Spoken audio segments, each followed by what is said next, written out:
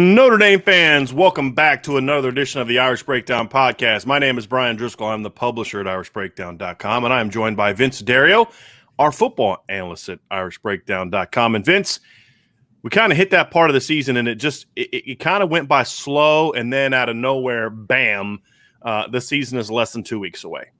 And what we're going to talk about this week is we're going to do our final deep dive into the Notre Dame football team and talk about expectations for this team.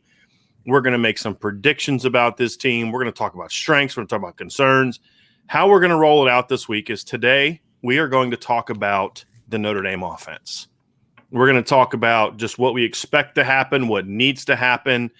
What are the areas that we're confident in? What are the areas where we have concerns about? What are the things that could sort of be the kryptonite to this offense?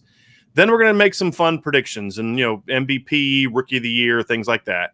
We'll do defense tomorrow. And then Wednesday and Thursday, we're going to have some fun. We're going to do bold predictions. So we're going to kind of go out on a limb and say, hey, we're going to make some real bold predictions about how this football team is going to be on offense on Wednesday. Defense on Thursday. Friday is going to be our Friday free-for-all, Friday mailbag. And then we're going to have a special edition on Saturday where we are going to sort of just do a big picture season overview of not just Notre Dame, but college football. We're going to make our playoff predictions. We're going to make our final Notre Dame win-loss predictions. So, it's getting that time, Vince, where we got to kind of put our money where our mouth is, right? And, we've been hyping the team up all year, and then you're going to go 7-5, right? Yeah, right. Right. So we're going to make those predictions on Saturday, and then starting Monday, we'll start our in-season content plan. So Vince and I spent about an hour last night really hammering that out.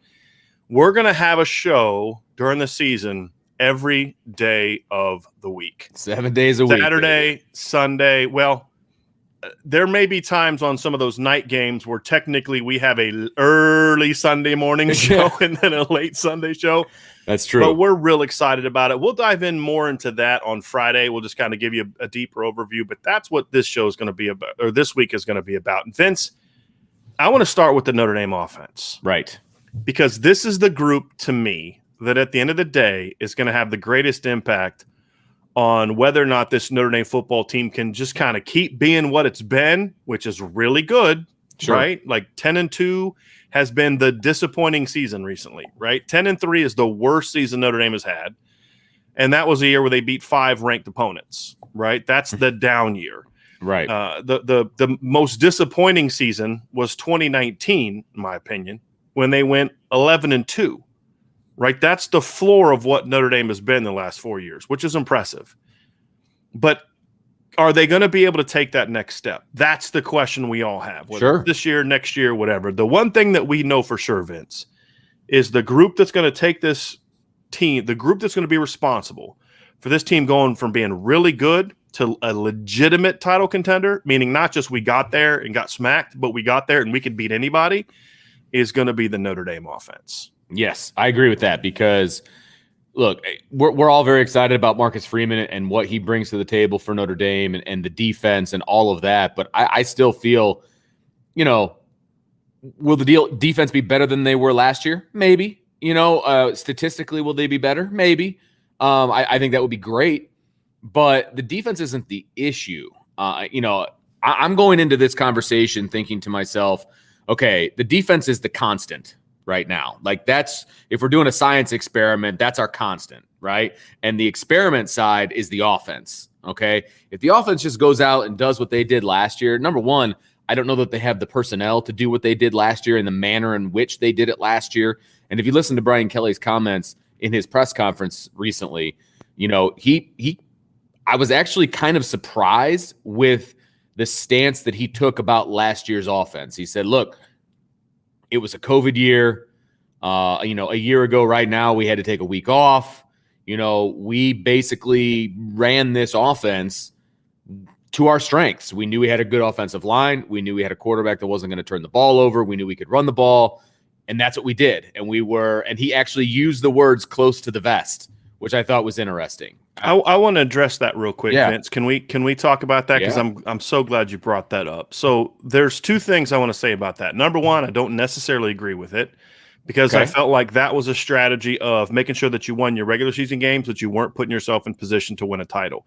Sure. Having said that, I also understand trying to take an honest view, right? So as an outsider, I don't like it. I think that there are things they could have done. They could have got some of the young guys ready to go. They could have used Kyron Williams and Chris Tyree as more of a combination to get another athlete on the field. They could have used Jordan Johnson more. They could have used Xavier Watts more. They could have thrown the ball to Tommy Trumbull more. There's a lot of – they could have gone tempo, right?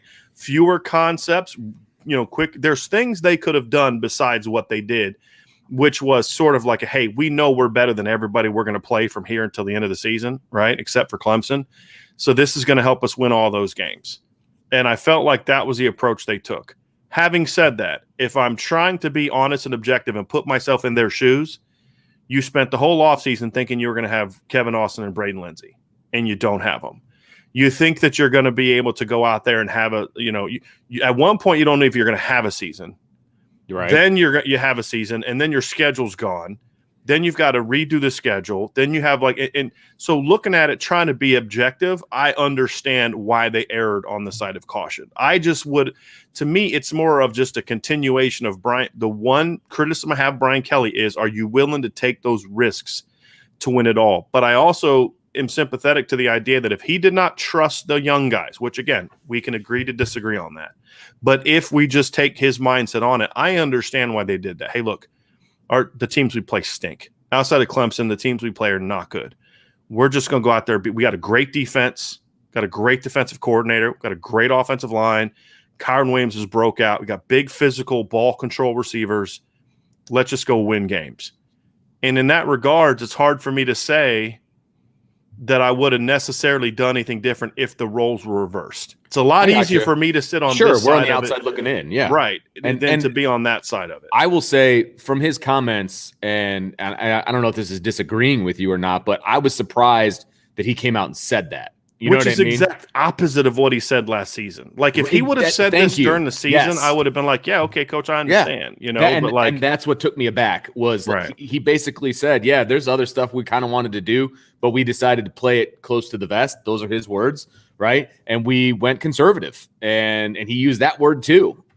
Which I was like, if somebody would have asked him that question last season, he'd have got pissed. He would have gotten so mad. Right. He would have gotten so mad, because you're questioning what he's, he would have gotten so mad. But he's also the same guy that says, we don't have the skill players. We don't have this. We don't have that. And now it's almost like he's conceding that they purposely didn't go that route. Which we all knew, right? Yeah. We all knew it. Here's the interesting thing about it, though, Vince, is why is he saying that now? Yeah. If you and I know Brian Kelly like we know Brian Kelly, and some people aren't going to like this, but let's be honest. I've been pretty spot on my analysis of Brian Kelly and what he's actually thinking and doing and why he's doing it. Sure.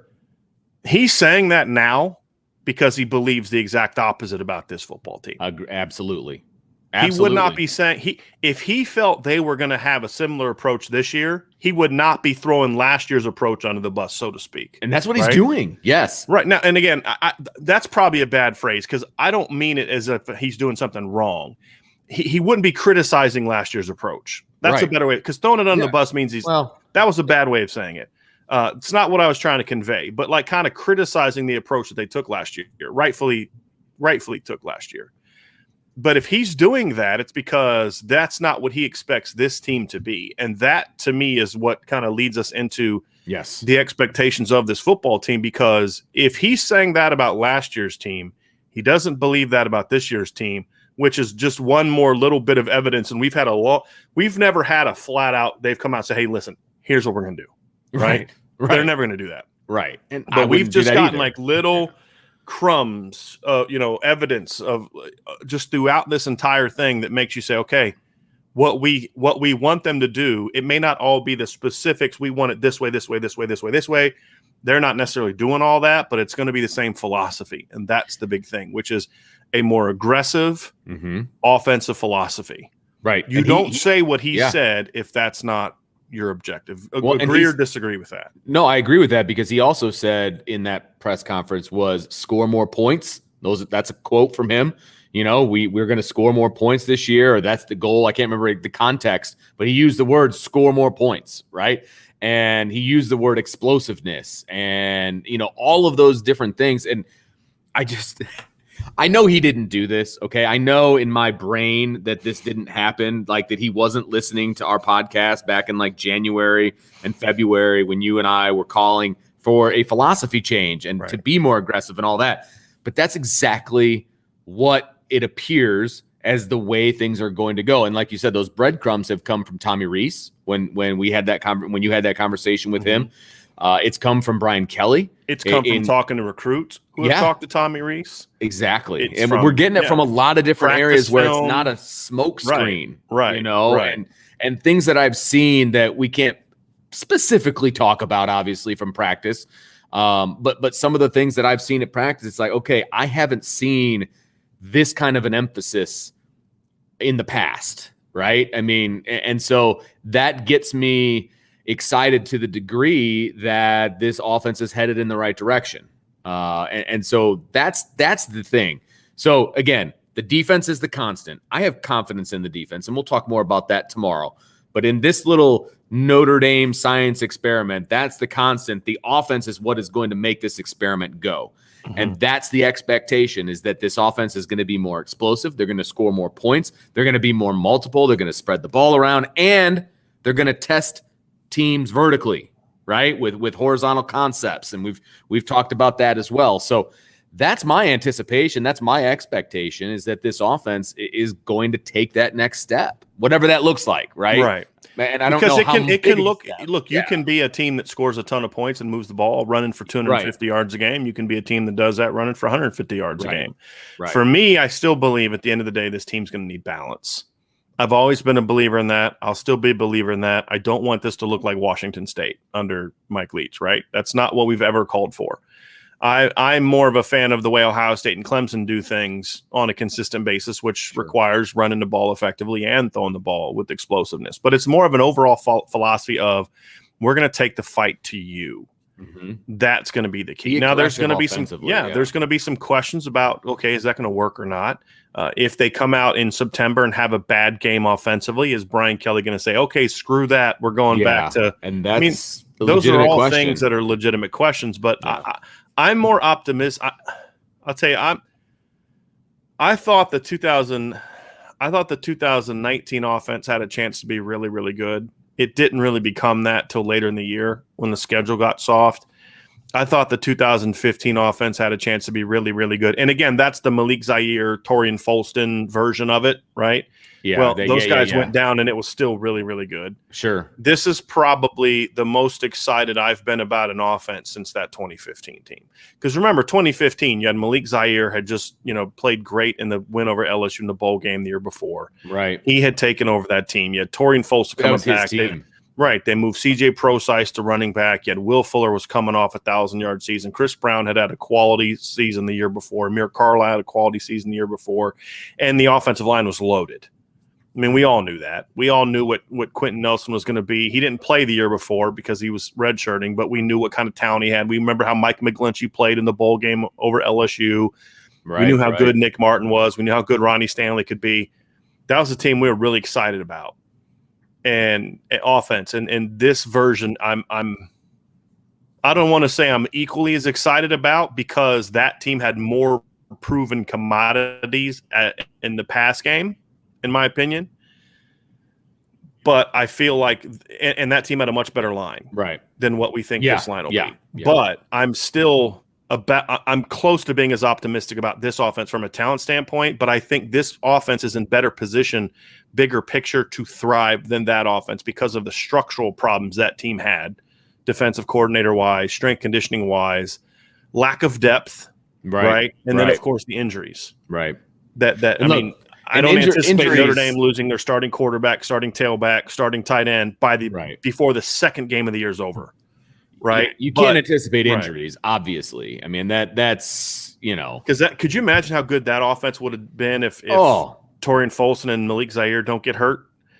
So, but this is as excited as I've been since then. And I think there are some things this offense has working in its favor that offense didn't have, mainly a really good defense, a much better strength program, and just a healthier program overall. Right. So I'm excited about what this offense can be, but at the end of the day, it needs to be great. Yes. If this team's going to compete if it's just really good, this is going to be another fun year. It's going to be a 10-11 win regular season type of year, a good good bowl game. We're not going to be doing the Cheez-It Bowl, although Vince, I would love to cover the Cheez-It Bowl. You know this. Just for the swag alone. Just the swag. I have this vision in my head of like walking in and the bed's got Cheez-Its all over it and like every box and flavor. If you don't know, I like Cheez-Its. But anyway, I don't see that kind of being the bowl they get. I see it being like a New Year's Six kind of thing. Yeah, right. Sure. If they don't make the playoff. Sure. But if this offense plays to its full potential, I do believe this is a season, and we'll get into more of this on Saturday.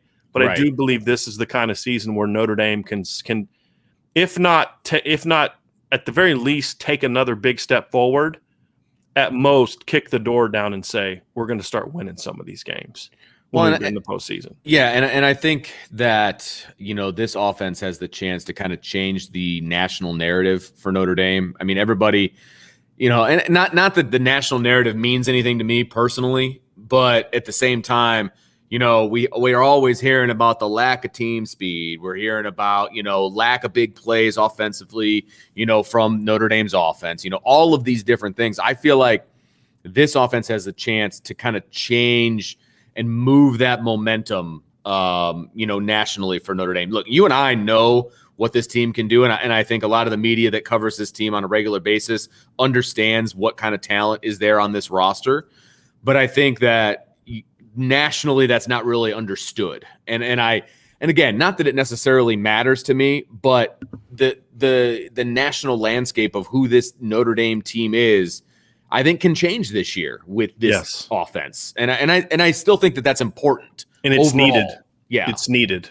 Yeah. I mean, for those who like to talk recruiting, this offense taking that step forward is going to be huge from a recruiting standpoint. Right. I mean, you want to get Dante Moore, you want to get Cardinal Tate, you want to get Jaylen Brown in 2023. You want to start getting on a regular basis those kind of elite playmakers. Right. Go put a 40-point per game product on the field this year. Mm-hmm.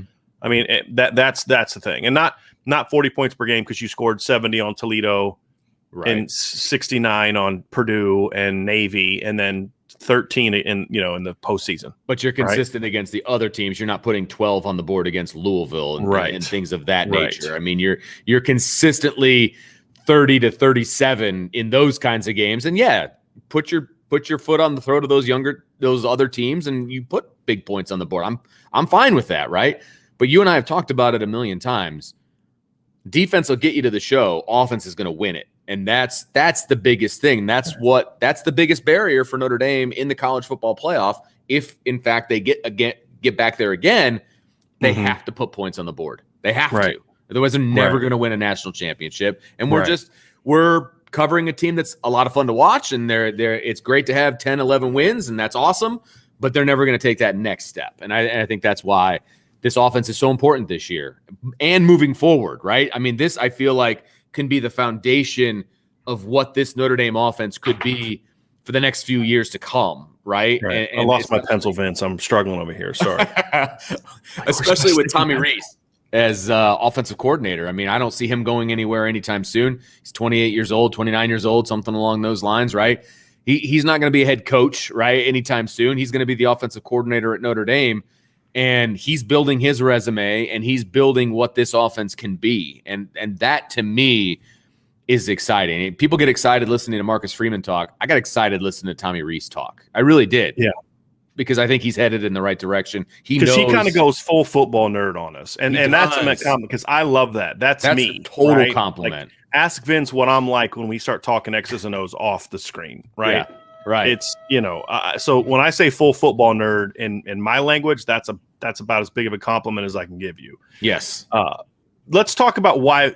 So anyone that's been listening to the show for any length of time knows that we've been pretty excited about what this offense can be, which without really a lot of evidence, hard evidence of that it's going to be. Yeah. Game evidence. I mean, yeah. Right. Right. So let's dive into some of the reasons why, Vince, for us, that we're excited about this team or about the potential of this unit, of this offensive unit.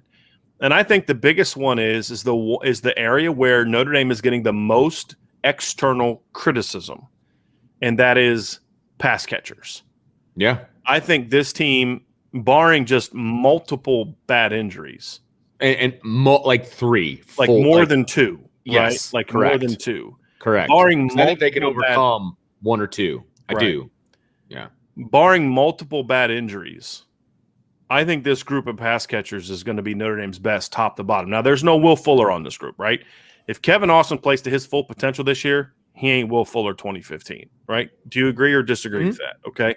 I think he might be more well-rounded than Will Fuller, but he's not going to be the game dynamic, breaker. taking over a game, just wrecking a defense. He's more Michael Floyd than he is Will Fuller. Yeah, that's fair. From a style of play standpoint. But that's fair. Will Fuller's going to strike more fear into a defense than Michael Floyd is, right? In my opinion. But top to bottom, this has a chance to be a really dynamic special group of pass catchers, because what I don't think people are taking enough account into is, number one, the pass game production that we're going to see from the running backs. Number two, I think Michael Mayer, for some crazy reason, how a tight end at Notre Dame who was a 5-star, who had 42 flipping catches as a true freshman, which I believe was most amongst all freshmen tight ends last year, how that guy is not getting credit is beyond me. Yeah. I mean, Pro Football Focus, which has just turned into such garbage when it comes to their analysis, like their data collection, great still, but their grades and analysis, garbage. They listed 11 tight ends to look for this year, did not have Michael Mayer. Had Eric Gilbert in the top 5, right? Eric Gilbert, who's transferred three different schools this year and is now off the team at Georgia. And I'm not making light of his situation. I know that young man's got some stuff going on, but he transferred from LSU to Florida, then back to LSU, then to Georgia. And now he's off Georgia's team in one offseason. And yet that guy was projected to be ahead of Michael Mayer when at the time I don't believe he had even picked the team yet. And so I look at this and I'm just like, I don't get it. I don't know how a tight end from Notre Dame can be overlooked, but Michael Mayer is getting overlooked. And then you look at the receivers. And I think that's going to be the interesting part of this. It reminds me a lot of the 2014 season. Do you remember 2014, Vince, was the year that Notre Dame was coming into the season? They had just lost TJ Jones was gone. Troy Nicholas was off to the NFL. And DeVaris Daniels had gotten kicked off the team, if you remember from that previous year. Yeah. And there was a lot of questions. So you lose DeVaris Daniels, you lose TJ Jones, you lose Troy Nicholas. Your top returning pass catcher that from that team was Chris Brown, who had 15 catches for 209 yards the year before. And then they come out in 2014, and that pass offense was really good that year. Will Fuller had a breakout year, over 1,000 yards. You know, Chris Brown went from 19 for what did I say? Like 20, what was it? 206, 15 for 209. Goes 39 for 548. Corey Robinson has 40 catches for 539 yards. CJ Prosise has 29 catches for 516 yards. Amir Carla has 23 catches for 309 yards. And it became a really dynamic group of pass catchers. And we saw what they did to Florida State, the defending champs. I mean, they couldn't cover Corey Robinson. They couldn't cover Will Fuller. I mean, Notre Dame just put in work on them that day. And if it wasn't for the defense, they would have won that game. And so I see a similar situation now where, okay, yeah, these guys are gone, but all that does, Javon McKinley's gone, Ben Skoranic's gone, Tommy Tremble's gone, Brock Wright's gone. All that is done is finally create an opening for the players we've been complaining about we want to see more of. They don't have a choice. Years. Those players are playing. Well, they're veterans now. I mean, yeah, exactly. So they're in the accepted category with the receivers coach. So, you know, you look at Kevin Austin, you look at Braden Lindsey, you look at Lawrence Keys, you look at Avery Davis, you look at Joe Wilkins, you look at Xavier Watts, you look at Deion Colsey, Lorenzo Styles. I mean, this is a loaded group of receivers. Yeah, that doesn't have to carry the load like last receiving corps have done because of Michael Mayer, because of Kyron Williams, because of Chris Tyree. And I think that's the thing for me that I'm most optimistic about is I think there's a lot more skill talent in the game than people give this group credit for. Well, and I want to talk a little bit about the depth there as well, Brian, because I think one of the receivers who was getting interviewed, and it might have been Braden Lindsey, but he said, you know, we're going to be 5 deep, you know, something along those lines, right? But Yeah, 5 deep is great because it's 2 more deep that they were going in the past. But they could very easily, in my opinion, go 7 deep, I think. Maybe even 8 and be okay. And I think those guys would be able to morph into this offense. And I think, would it be as dynamic as if you lost some of those top end guys? Maybe not. But at the same time, I feel like they could be good enough to and develop and get better as the season goes on as well, right? Because we're talking about, a couple of freshmen in Styles and Colsey that would be included in that group. They're what, 9 deep? So Austin, Lindsey, Keys, Davis, Wilkins, Watts, Styles, Colsey, Jaden Thomas. Okay. Jaden's been banged up. He needs that's an 8 deep. That's 8 deep a receiver. Now, what he's referring to is the rotation. Yes. He's returning. They're going to be 5 deep in the rotation. Right. And I think they could be even deeper in the rotation. To your point, well, although it can get a little challenging. Sure. And I get that in too. 6, 7, 8 guys, right? I get that. I've tried that before, and it can work, but it's a little challenging. Sure. I'd be fine with it, but you can't go past 6. I mean, that's too much. Yeah, I agree. The point being, however, is that's where that thing that you talked about earlier, they can sustain an injury or 2. Yes. Because of the depth at the position. Correct. And that's and also it doesn't even account that you can use Chris Tyree in the slot, you can use Kyron Williams in the slot, you can go 12 personnel and still be able to throw the football. I think that's the thing for me. And so then it gets into, okay, the pass catchers are there, right? The type of athlete that Brian Kelly said in 2018 and said last year wasn't there is there now, right? I mean, it is. So now it's kind of like, well, there's no excuses now. And the good news is I don't think they're going to, at least Tommy Rees isn't going to make them. I think there's a lot of excitement about what this group of pass catchers can do. Sure. There's a lot of excitement, honestly, where some of the most excitement that I've heard from sources has come from are people on the defensive side at Notre Dame. Because I feel like they're saying like, oh, we're going to actually have a really good offense this year. Right. Like so that's not the completely excitement. And like, right. It usually like, man, the offense is kicking our butt. And it's like, the offense is kicking our butt, Yeah, right. It's excitement because now it's like, okay, we don't have to carry this load all the time. Exactly. And I think that's where a lot of the excitement comes from is there's a lot of skill. And the reality is the advent of RPOs and moving the pocket in the modern game has somewhat negated the need for an elite offensive line if you're going to run the right kind of offense. You can protect an offensive line that's not great better now than you could have 10, 15 years ago. Agreed. Absolutely agreed. That's just the reality. Yeah. So that's the thing that excites me, Vince. And just we talked about the 8 receivers. We didn't even get into the tight end position, and we didn't talk about running backs. And Notre Dame is 12 to 13, 14 deep of just legitimate playmakers on this football team. Absolutely. And look, that's so we said 8 receivers, right? I'd say 4 running backs, right? Although I still think Sebo is more of a hammer, but I look at Kyron and Tyree and Logan Diggs. I'm very high on Michael Mayer, George Takis, Kane Barong, Kevin Bauman, then Kane Barong. I mean, I just added 7 more players to that 8, right? That's 15 deep of guys that could help you in some way, shape, form, or fashion. Right. To get to the 15th guy in past years, it would have been a guy like, you ain't winning with that guy. Sure. Let me make a quick point here. Look, I've been, and I know people aren't going to want to hear this. I've actually been very impressed with what Matt Salerno has done when he gets in at wide receiver. And here's what I'm saying. You got to follow me here. Okay. In the past, Matt Salerno was getting reps. Yeah, that's okay. I see where you're going. That's the point I was. I thought you were going to go somewhere else. No, not that long ago during this stretch of Notre Dame football, this good stretch of Notre Dame football, Matt Salerno. And that's the point I'm making. They are so deep now at wide receiver. He's not sniffing the field offensively. Now he still may be the punt returner, but he's not sniffing the field offensively. And look, he's made plays at practice. He's been making some plays, right? But he's still 10th maybe at wide receiver. And so that's the depth that this team has right now, that 29 is going to be on the sidelines unless it's a 4th down. You scared me a little bit. I thought you were going to go in a different direction with that one. I was about to, okay. Who got to you, Vince? Who got to you? Hey, man, I'm a teacher. I need that extra coin. So those are some of when you talk about the strengths of this team, I think that what comes down to. But at the end, here's the deal, though. All that's great. and all that can get you to 10-2. Sure. To truly compete for a championship, it's about the trigger man. And ultimately, how this team is going to succeed this year, ultimately, more than the schematic change, the philosophy change, all that, the biggest thing is going to be, are we right or wrong about Jack Cohn?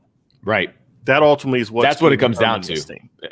Because look, if Jack Cohn isn't who you and I think he is, it doesn't matter how deep you are at wide receiver, because they're not getting the ball, or they're at least not getting the ball in a manner in which they can go make plays and they can, reach their ceiling of what we think that they can be. Right. So the quarterback has to be who we think he is in order for this offense to take off. Because if he is, a guy who's not willing to spread the ball around, if he's a guy who's not willing to stretch the field, well, now the dynamic guys that you have in the backfield as well aren't going to be as dynamic, because now the box is going to be loaded and we're going to see repeats of history, right?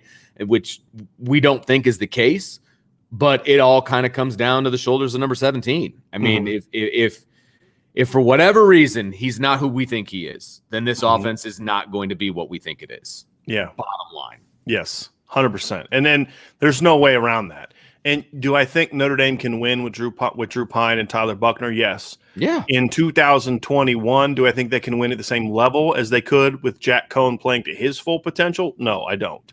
I think Drew Pine and Tyler Buckner could lead this team to 10-2 in 2021. Now, 2022, different story, because they're going to have a year under their belt and all that kind of stuff. Sure, right? but we're not talking about that. I mean, we're talking about 2021. Yes. And to me, Jack Cohn gives this team a chance to legitimately compete. Now, am I expecting a Joe Burrow breakout? No, we're not. We're not saying it's a different offense. He doesn't have 3 first. As good as the receivers are, there's not 3 first-round draft picks a receiver. Right. At least I don't see them.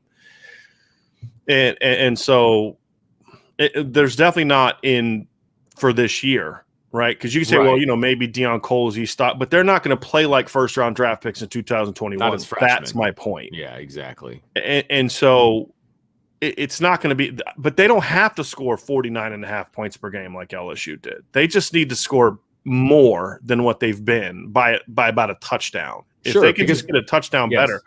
And so then it gets down into, okay, so let's talk about some of the things that we need to see from this offense to be successful. And not so much like – so we've talked big picture, right? We've talked about being more aggressive and those kind of things. But I think there's also some specifics, Vince, that they have to be better at. Number one is you got to continue doing what you do in certain areas. So last year, the third down offense was tremendous. It was Notre Dame's highest rank. They finished 7th in the country in third down.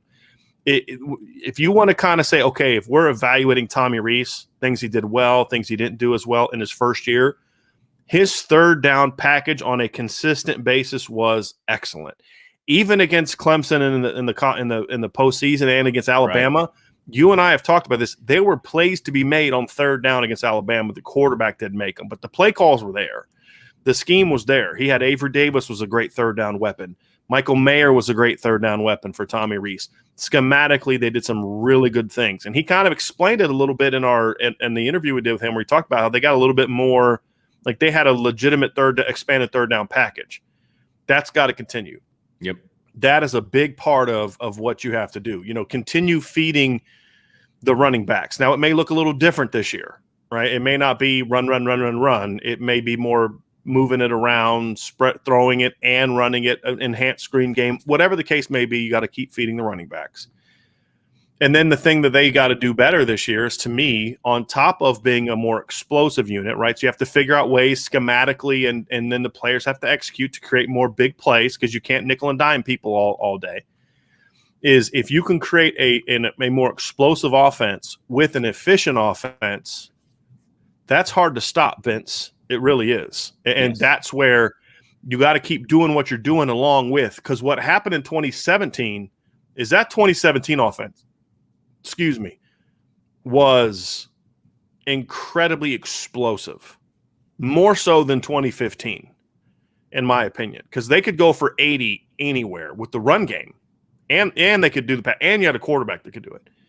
The problem is an incredibly inefficient offense. Sure. So this offense has to combine the explosiveness, which I think it can be that, but it also has to be more efficient than what the 15, and because the 15 offense was not efficient in the run game at times, and The 2017 offense wasn't efficient in the pass game at times, and neither really reached its full potential. This unit has to be both. It has to be efficient and explosive for it to really take its full shape. And that's not always an easy thing to do. But that ultimately is what separates LSU and Clemson and Ohio State and Alabama from everybody else. It's not just the explosiveness. It's that they're great on first down.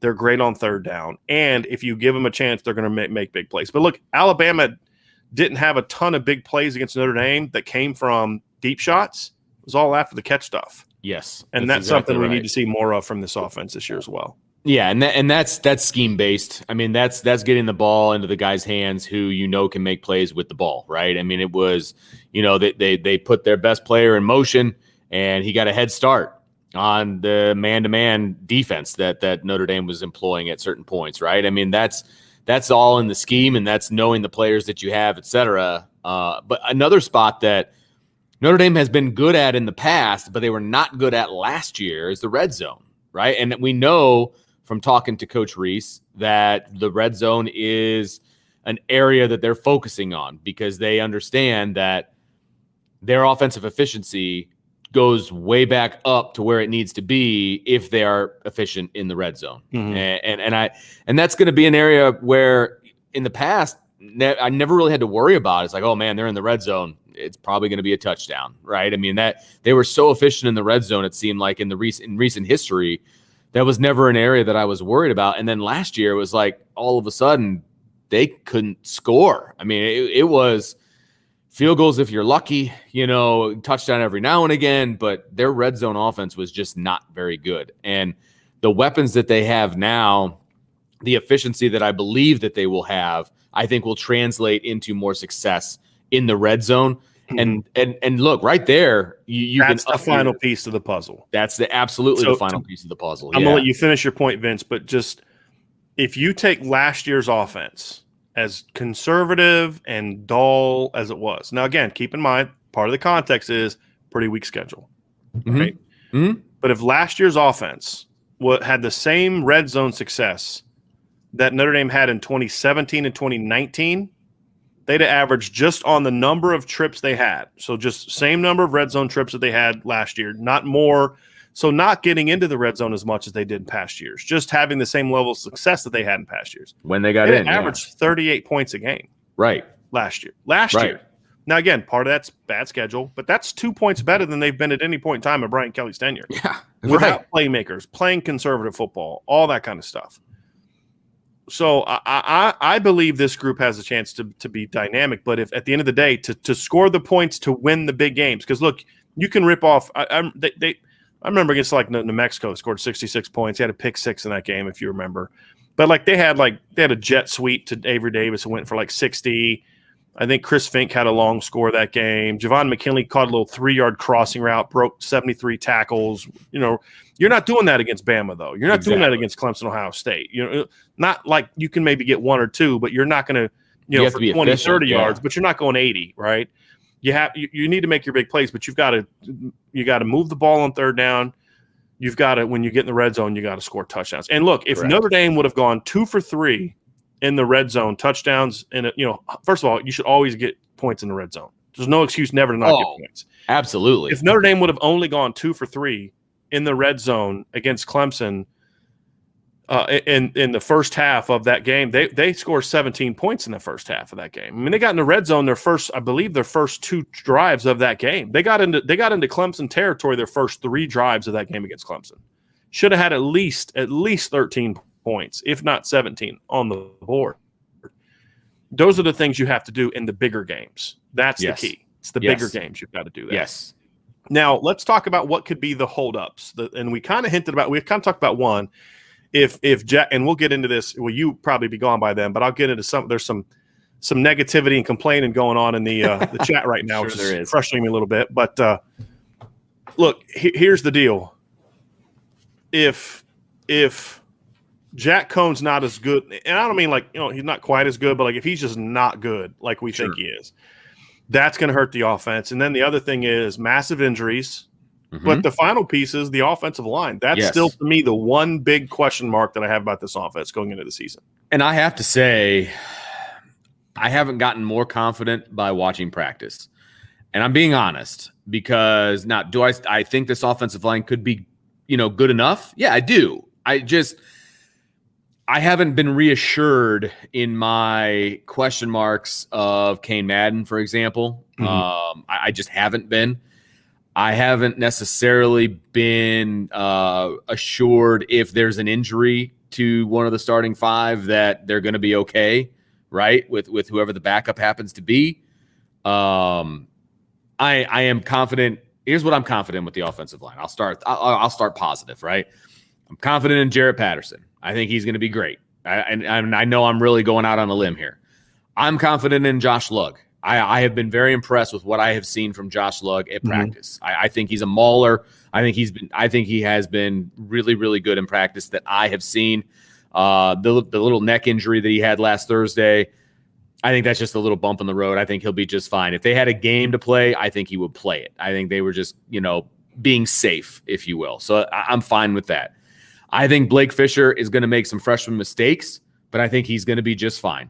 Watching him on Thursday, he's a house. I mean, going through a house is very difficult. Going around a house is very, very difficult. Do I expect him to be perfect? Do I expect him to be an All-American? No, not his freshman year. I don't. But I think he's going to be very difficult to, defeat on a regular basis. So I'm very confident in what he can do, right? I like Zeke Correll. I think that there's a learning curve moving over to guard. I do. And I think there's going to be some growing pains there as well. But I think eventually he'll be okay. So my biggest issue right now is Kane Madden. And I know he's getting a lot of preseason love from some people and things of that nature, but I haven't seen it yet. Right. And he was again named a first-team preseason All-American by the AP today. Which, man, okay. They're right. I'm telling you, if they're right, this team is going to be really flipping good. Yes, they are. Really flipping good. But I really hope that it's that Jason Adamiola and Riley Mills are just freak stars. It could be. Which could be. It could be. Could be. That is not out of the realm of possibility. But I'm kind of worried about both guard spots. Okay, and that's fair. I am too. I am. I still think Zeke Correll's got to play better and more consistent. Mm-hmm. And the reason I'm a little bit more concerned about interior is because I believe the greatest threat to an offense is right up the middle. Yes. If you get beat right up the middle, you're in trouble. Mm-hmm. I mean, it's going to be hard to have a good offense. The only way you can do that is if the other side of the ball just isn't good and you're just getting on the perimeter and making a bunch of plays. That to me would be the big concern for me is that group. Mm-hmm. That group not playing it to its potential is the bigger threat for me than really anything else. And like you said, Josh Lugg's going to be fine. Blake Fisher's going to be fine. He's going to play like an incredibly talented freshman. So he's going to play like, right? It means he's going to have some mistakes and, but that's going to happen. I can dig that. What they have to do, however, is they have to be good up the middle. I mean, you've got three veteran players. You have to be good up the middle. And right now, that's my biggest concern. Now, I think one thing that's going to help to some of those, like, I know Rocco Spindler, everybody's high on him. Again, I'm not. Have we ever seen two freshmen playing side by side on a team that competed for a championship? I don't know if we have. Right. I don't think John Dirksen is necessarily the answer. Christophic maybe. Okay. But that's the thing is it's about Zeke Correll and Kane Madden playing to their playing good football. They don't have to be great. Just be. Here's the thing that this is what we talked about earlier. You do not need last year's offensive line or the 2017 offensive line or the 2015 offensive line or the 2012 offensive line to compete for a championship. Clemson has never had an offensive line that could sniff any of those teams. Never.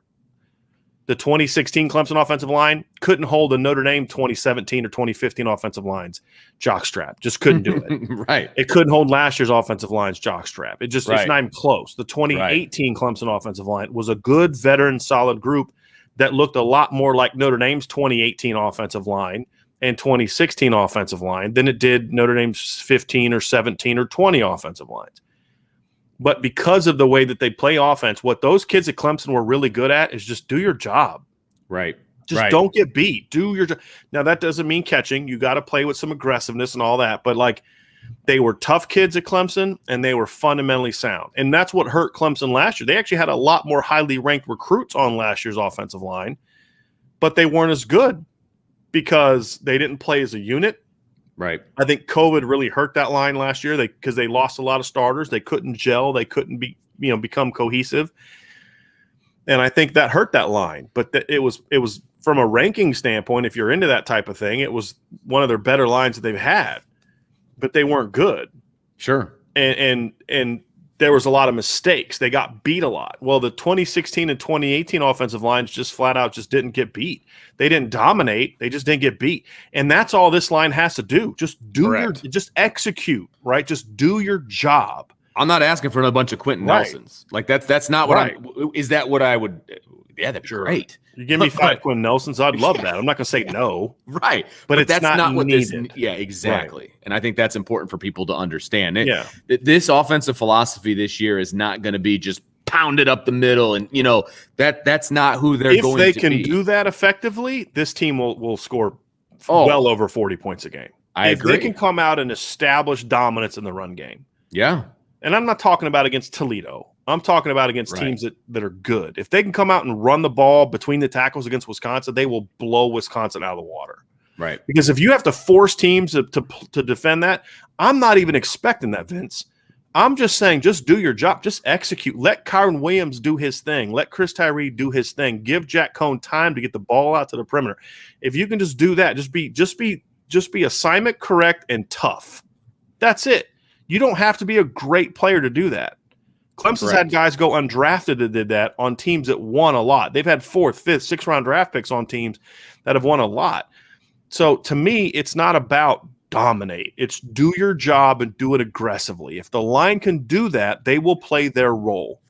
If they're not doing that, that's when this offense could get in trouble. Because this is not an offense, or really any offense, really. You don't want to be playing behind the chains the whole time, meaning you're giving up sacks on 1st and 2nd down, or you're giving up -3s in the run game, or you're letting run-throughs and the quarterback's running for his life. And you got to be on schedule, because that's where a lot of the big plays come from. Hey, it's 2nd and 2. We can take a shot here. It's 3rd and 1. We can take a shot here knowing we're at midfield. We know we can get 1 yard on the next play. But that's only if the offensive line is playing to its potential. That's going to be the key for Notre Dame. Yeah, and I would be great. It would be great if they blew me away and they played even better than I thought. Like you said, if they become this mauling offensive line where they can establish things in the trenches, I don't know where the ceiling is for this team. I don't think they have a ceiling. I think they're driving a convertible, right? I just, you know what I mean? Like that's how I feel about this offensive line. But they don't need to be that for this team to be good. They don't. Right. They just have to not allow all that pressure up the middle. Right. And that's what worries me at the moment. And so we'll see. I mean, we'll see what happens. But it's a genuine concern for me. Look, if we're being fair, Vince, you don't lose 4 starters. And let's be honest, if Tommy Kramer has better medicals, he's getting drafted. Yes. Oh, yes. Now, he'd have been a 5th, 6th, 7th round draft. He would have got picked.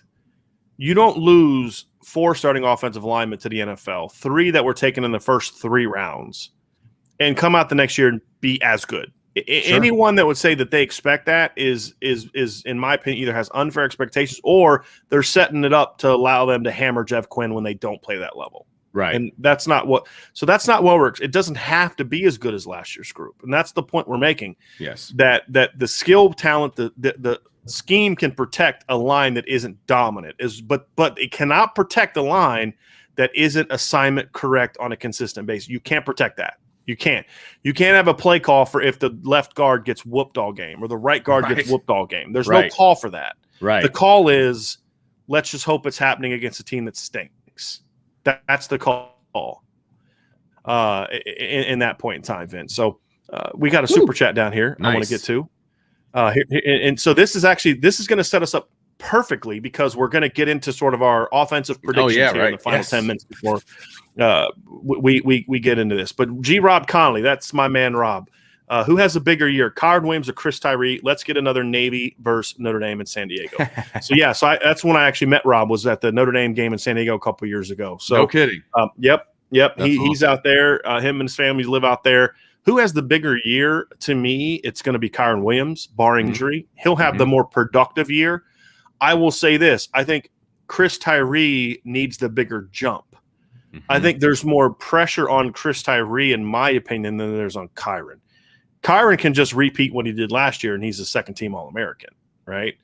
What Notre Dame needs is they need Chris Tyree to take that jump to then take some of that pressure off Kyron. Yes. So Kyron's is going to be the more productive player. He's older. He's a little bit more versatile right now. Chris is still a year away from really being that go-to guy.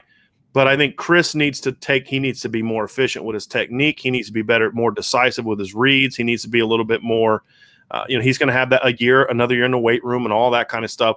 I think Chris is more important. Chris's jump and success is more important than Kyron making a jump. If Kyron simply repeats what he did last year and Chris steps up and plays to his ability, this is going to be a dynamic backfield. If Kyron takes a step up, but Chris doesn't, I don't think they're going to be quite as good at running back. That's a good way to put it. That's a good way to put it. I think a lot of people are going to be talking about Chris Tyree, but I still think Kyron Williams is going to have the bigger year. And that kind of leads at least me into, you said you wanted to give out some awards. Yeah. And by the way, Rob, thank you for that. Yes, super very, very much, I Rob. said it, so I want to say thank you. I didn't. I in my head, Rob, I thought it. I did. Yeah, right. But thank you for the support, my man. I appreciate it very much. Very much. But the first one's MVP, right? Offensive MVP. Yeah. So that's Kyron Williams for me. I really think that he's going to be the offensive MVP. He's going to be so versatile, and I think his step up in the pass game is going to be huge. I think he's going to be, the way they pick MVP at Notre Dame. You know what? Scratch that. I'm talking about my MVP, who I would pick for MVP. That's who it is. It's not Notre Dame's. Right. I was going to say the way Notre Dame picks it, they also go with a leader and blah, blah, blah. But that would only back up my argument because Kyron is that leader. I think it's going to be. Right? But from a statistical standpoint, from all of that, I love it. I think Kyron Williams was the MVP. I'm going to have a hard time disagreeing with you on that. And also, look, it's not just about production, but he brings so much to the table from a versatility standpoint. He can impact the game in so many different ways. But I also think he's the emotional heart and soul of this offense. I mean, just the way he goes about his business every day, it's kind of hard to pick against that one. Right. Might there be a guy that's maybe defenses or fear more? Maybe if Kevin Austin or whatever would be my second Michael choice. Mayer, maybe Michael Mayer is to me their most talented player. Kevin Austin's probably second. Yeah, there's probably 3 or 4 guys that I'd say that guy's probably a little bit more talented, just pure talent. But what makes Kyron so good is not just talent; it's all the intelligence, intangibles, versatility, attitude, fire, passion, all that. It's going to make it hard for him to me not be that guy, right? And especially it's hard for me sometimes to pick a running back as the MVP because they're dependent on so many other guys. But he does so much pass blocking, catching, all that I think he deserves to be there. So what's the next one, Vince? So the next one would be, let me pull it up here. I think this is going to be back. You want to go bounce back? Yeah, let's go bounce back player. It has to be Josh Lugg. It's to me. Now, again, you could look at this 2 ways. You could look at it as like, bouncing back from an injury. That would be, either Austin or Lindsey. You could go that way if you wanted to. Mm-hmm. I'm going bounce back from subpar play. I think moving inside hurt Josh Lugg last year. He did not play well when he got thrust in the lineup. He did not play nearly as well as he did in 2019 when he got thrust in the lineup at tackle. He needs to bounce back and be the guy that we think he can be. Because he can be, if Josh Lugg, one of the veterans of the offensive line, doesn't play well, that's going to hurt the line a lot. Right. And I think he's my pick to have a bounce back year. I think he's going to be a steady presence on that offensive line. He's going to solidify that right side of the line. And as long as he can stay healthy, he's my choice for bounce back player of the year. I was going to go Kevin Austin. So you're looking at from like more of an injury standpoint. Yeah, from an injury standpoint, that he was going to be my guy because if he stays healthy this whole year, I mean, I think he's going to have a fantastic year, no question. So he's my bounce back for sure. Rookie of the year. Yeah, that's an easy one. Yeah, that's an easy one. It's Blake Fisher, Blake right? Fisher. Yeah, it has to be. I mean, there's no other freshman that is going to have the impact that Blake Fisher is going to have this year. I mean, it's a no-brainer, right? I mean, if I wasn't going to go Blake Fisher, if we'd said rookie of the year not named Blake Fisher, I might go with a Logan Diggs. I think maybe he can make make a little bit of a name for himself, but he's not going to get as many opportunities, obviously, as Blake Fisher. So, that's the easy one. And then last one's breakout, right? Yeah, breakout star. For me, I think it's not Kyron Williams. Wow, it's Chris Tyree. I think that he has every opportunity. Again, I don't think he's going to have the year that Kyron Williams has, but his step up, his leap forward is going to be such that he's going to break out, and people are going to be talking about Chris Tyree. So he's mine.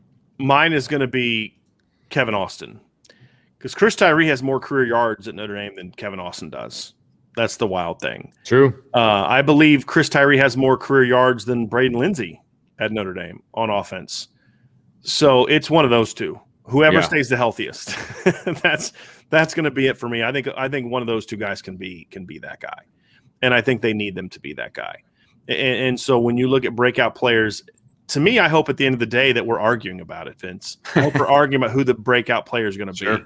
Sure. I think if that's happening, like, oh no, it's just Austin. No, it's Lindsey. No. You guys are both wrong. It's Lawrence Keys. Oh no, it's Chris Tyree. Right. If we're having that conversation, then yes, this is going to be a really fun offense, and that's going to be the key. Hey, Vince, and I'll say this: whose emergence? This is a little bit of a curveball because you weren't prepared. I didn't prepare you for this one. That's okay. Whose emergence this season of a player that's not established at Notre Dame? So that means anyone not named Kyron Williams, Michael Mayer, Avery Davis, or Jarrett Patterson. Whose emergence this season? I'm going to say this. I'm going to say Jack Cohn too. I'm going to take Jack Cohn out. Okay. Who's emerged, because he's been to the Rose Bowl, Big Ten, all that. Whose emergence is most important to Notre Dame's success this season? That is a really good question, because I think you could go a couple of different ways with this one. I think you could make a case for Kevin Austin. Did you put him on the list of guys I can't take? No, because he hasn't emerged. The guy has 6 career catches. Okay. Yeah, it would be him for me because I think that he's the leader of this wide receiver core. Now, if he got hurt, would they still be okay? Yeah, they'd be okay. But I think he can keep this group in a dynamic standpoint. I think he can be the leader of this group. I think he could be the alpha of the wide receivers. I think he's really important to this offense achieving what they really can achieve. I think having 4 healthy is very, very important to that. So he would be the guy that I would pick for that. I'm going to go Braden Lindsey. Okay, the reason I'm going to go Lindsey is because I think Lindsey's the one player that completely changes how you have to defend Notre Dame. Sure. If Braden Lindsey's playing to his potential, you have to defend him like you did Will Fuller. Now, I'm not saying he's as good as Will Fuller, but unless you just have a great lockdown cornerback, you can't. If Braden Lindsey's healthy and playing his potential, you can't ISO him. Plus, the way that Notre Dame used him in 2019, I think is just touching the surface of how I think they're going to use him if he's healthy. We saw him score on screen. We saw him score in a jet sweep. We saw him score in a reverse. We saw him score in a bomb. He can score in any way. And when you have that kind of guy that can literally just run past the entire defense every single snap, it changes how you have to defend people, and it makes everybody else better. Kevin Austin can make everybody else around him better by being that alpha that you have to shift the coverage to. But I think even more dangerous than that is a guy that literally you have to back up 3 yards. Or your safeties have to kind of sit back and really make sure he's not running a go route or a post route before they can come play the run game. That's the difference between that safety coming down and hitting Kyron Williams at 3 yards and that safety trying to come down and hit him at 5 yards, which at that point in time, Kyron's making you miss or Chris is making you miss. So I think the guy's emergence who is most important, because here's the thing, Kevin Austin's emergence is important, but Braden Lindsey's changes everything. And I think that's going to be a big key for that. So no, I can see that. That's going to do it for this offensive evaluation portion. We're going to dive into some questions here coming up. There are some. Vince, this is going to be it for you. We're going to dive into questions next. But Vince, you have any kind of parting words about this offense that you'd like to leave us before we jump into the questions? Well, I like I said, I'm looking forward to what this offense can do. I still have my concerns, as I mentioned. I have concerns about a few items, but I still think that this offense can be dynamic. I think this offense can score points, and I think it's going to be fun to watch this offense when it's all said and done. So really looking forward to September 5th when we can actually see this offense unleashed a little bit, but I think it's only going to get better as they move forward. So looking forward to talking defense tomorrow, Brian. And I will see everybody tomorrow at 12:30. So that is going to do it for that portion of the podcast, but we are going to have a lot of questions and comments. Now, we got bumped down as typical fashion, but I was able to save some of these earlier questions that people, some comments and questions people had at the very beginning that were bumped down that I was actually able to save on YouTube. So I'm going to put that in there. And he says, Irish Cubby says, I'm expecting big things from the offense if healthy. Tommy Rees needs to show a willingness to open things up and get creative. Go Irish.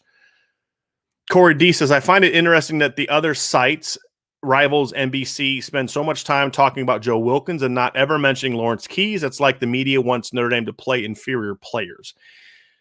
In their defense, two things. Number one, Notre Dame's driving the Joseph Wilkins mantra, and Rivals is just reacting to what the coaches say. They're not giving you analysis necessarily what they think. I would imagine, knowing that it's not analysts, it's more beat writers there. And this isn't a criticism.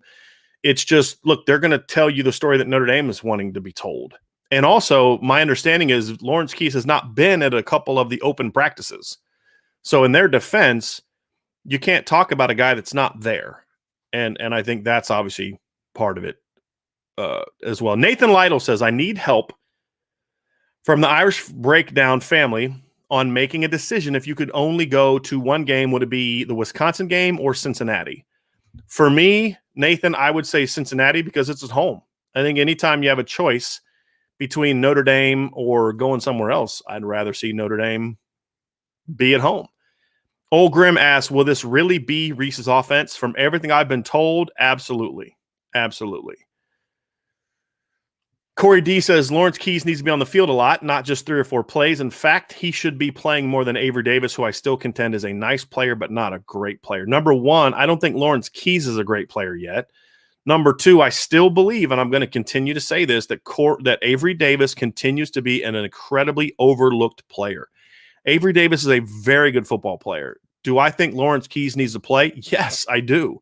Do I think that all of a sudden Avery Davis shouldn't be playing? No, I don't. I think they need to play both of them. And I think at times, the way that Lawrence plays, I think they can use them together, to be honest with you. All right, let's get into some more questions here. And let's see here.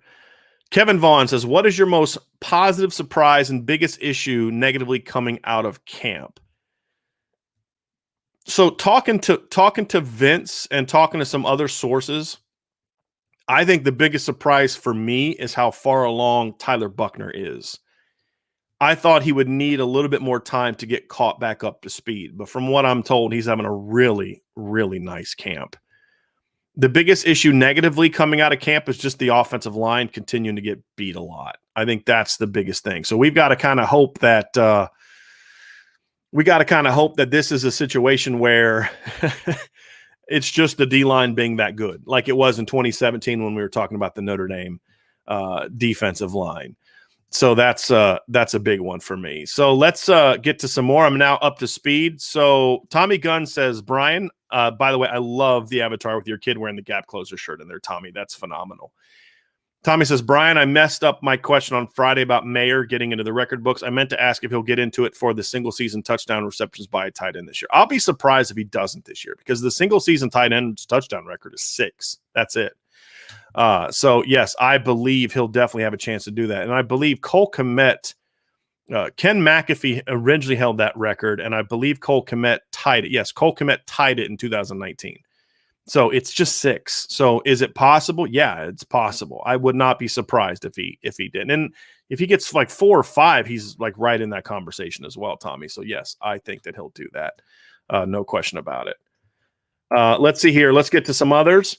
Jay says, really excited about the receiver group this year, and I love hearing that all 3 freshman wide receivers look good during camp. Bodes well for the future of that position group. I agree.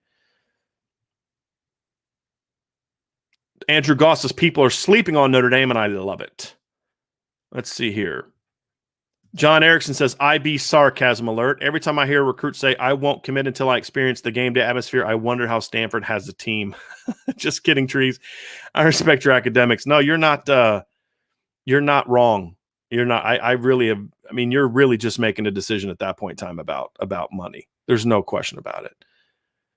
Andy Fitz says Notre Dame fans on pods and YouTube are really out here thinking they're going to beat us week 1. I think that line of -7.5 is free money. I can see us winning by less than 10. I can't see us winning by less than 10. I tend to agree with you on that. But honestly, in their defense, this is the time of the year that I think fans, fans should be excited. I think I'm trying to think how to say this. I think this is the kind of year where I want every team to think they're going to win every game, and that's part of the fun of college football is what, yeah.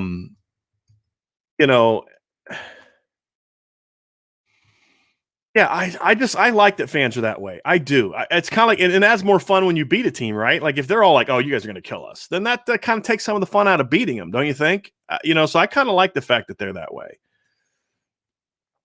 So let's see here. Andrew Goss says, I'm excited for Blake Fisher more than anything.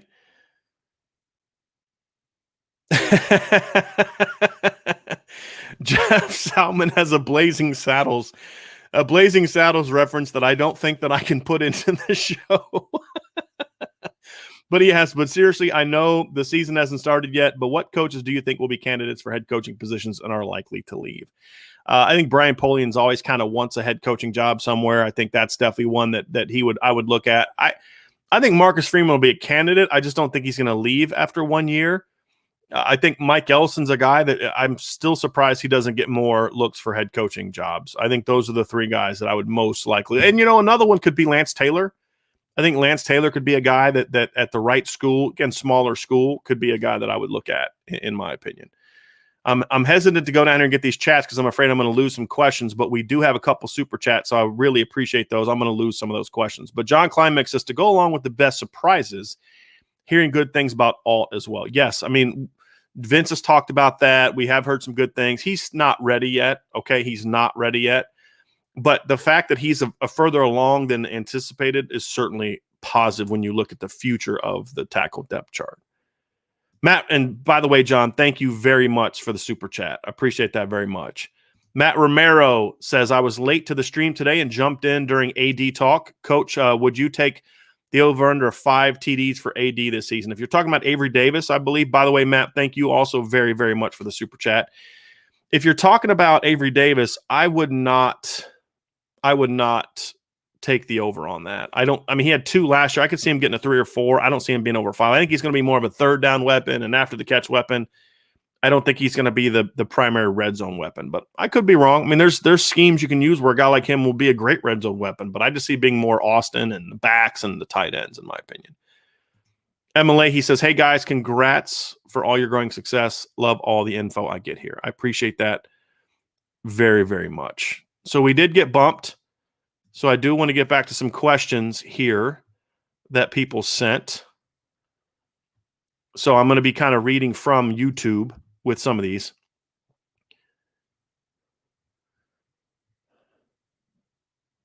Tommy Gunn says, Brian and Vince, hypothetical. Let's say there's an opening game where Clemson plays Georgia this season. Which team would you pick and how confident would you be on a scale of, let's say, 1 to 22? I picked Clemson, but I see what you're doing there. I picked Clemson, but my confidence is really low. Part of it being Georgia's really banged up right now. They've got a lot of offensive weapons out, and I'm not a believer in Kirby Smart and that he's going to let that offense open up yet. I'm just not confident he's going to do that. Now, Andrew Goss says, I'm confident in Clemson. DJ is just a beast. I think Georgia gets caught sleeping. I'm interested to hear your thoughts too. Good question, Tommy. So we'll talk. So one thing we're going to do is we're actually this year, so we'll talk more about it next week, but this kind of leads into that. One of the things we're going to start doing is on Thursday is going to be our game prediction day. And on Thursday and Fridays, we're going to start putting out sort of little 5 to 10 minute videos where we're going to preview some of the bigger games that weekend.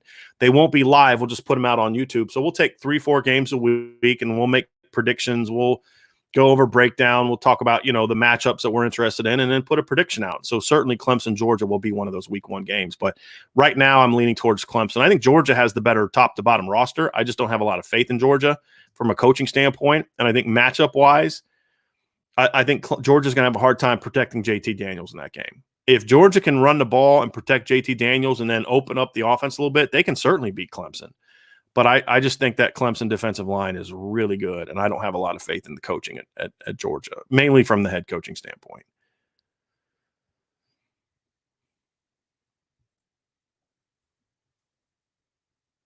Corey D says, I think Notre Dame's going to blast Florida State. I'm not worried in the least. I definitely am kind of I definitely kind of agree with you there. Wade Garrett says, Cheez-It snapped or overrated. Not only they're okay, but not only they overrated, Wade, they're super expensive. And so I have not bought those in a long time. John Keever says, Cheez-It Extra Toasty changed my life. It is really good. They are really good. Really good. John Kismerick says, the level of disrespect Notre Dame is getting by the so-called experts and analysts is infuriating. I'm seeing predictions like 7-5, which is absolutely ridiculous. That was that stupid ESPN S&P Plus, which is – so just a little background on how terrible it is. People say it's a predictive model. Well, it predicted wrongly after the season was over. So after the 2019 season, when LSU had thumped Clemson, who beat Ohio State, the on a neutral fields, by the way, their predictive model had Ohio State and Clemson still ranked ahead of LSU. And I've said this before. Sometimes when you have a formula that produces something that's pretty wrong, it's time to rethink your formula. I've had to do that when I come to my grading system. And so, I think that's just insane for me. Emerald Isle says, we're really discussing the viability of Cheez-It products now. Those white cheddar grooves are that snack, though. I've never had those. I'll have to try those. Let's see here.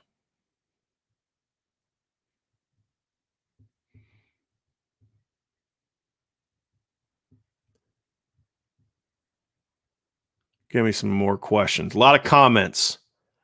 MGO Irish says, I have not heard much about the Irish kicking game.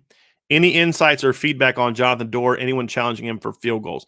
Joshua O'Brien would be the only guy that would challenge him for field goals. Right now, from everything I've seen, it doesn't sound like that's going to be an issue. Dorr's got a great leg. I've heard he's made a 60-plus yard field goal in practice from people. It's just about where's his head going to be when the game starts. If we see the 2019 version of Jonathan Dorr, we're going to be fine. They're going to be fine. He just can't. He's got to shake that late season swoon that he had last year. No question. No question. Bronx ND fan says, Mayer up the seam, then slip Austin underneath. I like that high-low concept. Pick your poison, linebacker nightmare. And I would say then you swing Kyron Williams out and you really ISO that linebacker. So or that flat defender. So if the linebacker runs with Michael Mayer on the seam, you've got that backside flat defender has to determine between if he's going to squat on Kevin Austin or if he's going to take the swing route. Or even if you want to do like a quick wheel route. So then you've got Mayer, and then you've got Kyron running like a wheel, and then you're kind of bringing Kevin Austin across on a drag route. I could see that. I could see that as well. Let's see here. John Rich says, IB Nation rocks. Best analysis anywhere. Gearing up for an FSU whooping the Sunday kickoff through me. Yeah, it's still taking me some getting used to. I did find out today that I will actually be going to that game, so I'm very excited about that. Irish Cubby rightly says, Corey, that is why I don't even bother paying attention to ESPN anymore. They are garbage. Can't say I disagree with you. Irish for Life reminds us all before you leave to hit the like button. Hit the like button. Subscribe to irishbreakdown.com. Hit that notification bell before you leave. But we got a lot of questions left, so I don't expect you to leave right now because we have a lot going on. I know there's some good questions coming up. We'll get down to caught up to where they are. I'm very close to where we're going to be caught up. So actually, I think we are there. So Chad Williams says, remember, Cone got beat out by a freshman, just saying. So this is after sort of an anti-Jack Cone period. So number one, Jack Cone did not get beat out by a freshman. Jack Cone hurt his foot in fall camp, and a redshirt freshman, who's very talented, by the way, took over. And Wisconsin made the decision to say, we're going to go with the younger player, the guy that's the bigger arm and the better athlete. I don't think that matters a whole lot to me because I would also say that let's not forget that NC State made a similar decision. Russell Wilson was playing baseball, and they decided, you know what? I think we're better off just kind of going with Mike Glennon instead of Russell Wilson. Okay, and so they made the decision to go with Mike Glennon, and who was a younger player, and that didn't work out so well for them. And Russell Wilson transferred to Wisconsin, and was a tremendous player, obviously, that year.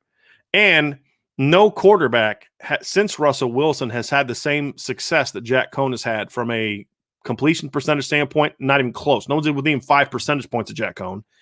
And number 2, from a quarterback rating standpoint, he's had the highest quarterback rating and completion percentage than any quarterback since Russell Wilson, and significantly better than what Graham Mertz was last season. Significantly better. Jeff Perry also agrees with me that he'd go see Cincinnati. Chad Williams says, I'm optimistic, but skeptical. I will eat crow if Cone comes out slinging it and throwing wide receivers open so they have magic yak. We'll see. I guess that's kind of – there's nothing wrong with being skeptical. I understand the whole I got to see it thing. There's nothing wrong with that. It's just – I mean, the throwing people open part, he's already shown he can do that. He did that at Wisconsin all the time. I guess that's where my question would be for you. Irish for Life says, I'm so excited to see this offense. We have a big improvement in the quarterback passing ability. He can throw people open and anticipate the player coming open. Go Irish. I agree.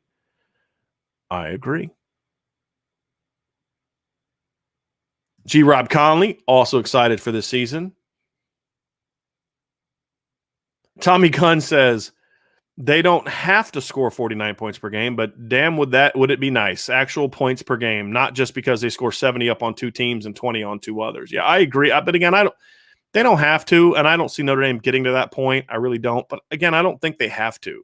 I don't think they have to. Chad Williams says Notre Dame is going to score 35-plus against garbage Ds. They need to score 30-plus against the likes of Cincinnati, North Carolina, and Wisconsin. I'd say more so Cincinnati and Wisconsin because North Carolina doesn't have a very good defense. But yes, the first and the third of absolutely. And more importantly, getting to the postseason and doing it against Clemson and Ohio State and Alabama. That's going to be an even bigger key.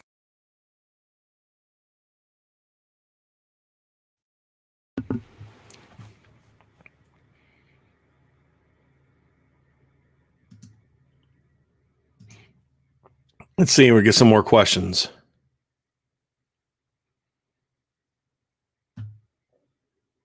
Michael Shea, when we get in the red zone, when we kick it, should be counting for 1 point, not 3 points. That's a very big key for this team this year. No question about it. No question about it. That they've got to start turning more of these, and they've got to be successful getting points, period. They had too many times they came away without points last year, and they need to get a lot more 6 and 7 points drives than 3-point drives. No question about it. Coach Koch asked a great question, and I don't have the answer to it. Trevor Lawrence commits to Notre Dame. Does he play as a true freshman, and does he regress like lots of talented quarterbacks have, or would he be able to overcome the coaching deficiencies? I got to feel that Trevor Lawrence is the kind of guy that he would have been able to do that. The other part about it too, Coach, is I think another thing about Trevor Lawrence is I think Trevor Lawrence fits what Brian Kelly wants. He can sit back in the pocket and he can throw the ball down the field. I think he would have thrived in the Notre Dame offense, partly because he's great, but also partly because I think that's what ultimately Kelly likes in a quarterback. He's more Deshaun Kaiser than he is Brandon Wimbush, for example, as a style of play. He's more, he's a far better passer than Ian Book and an even better runner on designed runs. Ian Book was a really good scrambler, but Trevor could make plays on design runs. Something Ian Book rarely ever did. There was like one quarterback draw against Duke in 2019, but Ian Book didn't have a whole lot of success on designed runs. It just wasn't something he was great at.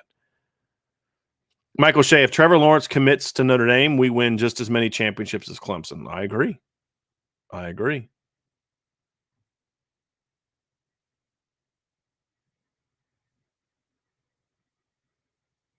All right, let's get some more questions.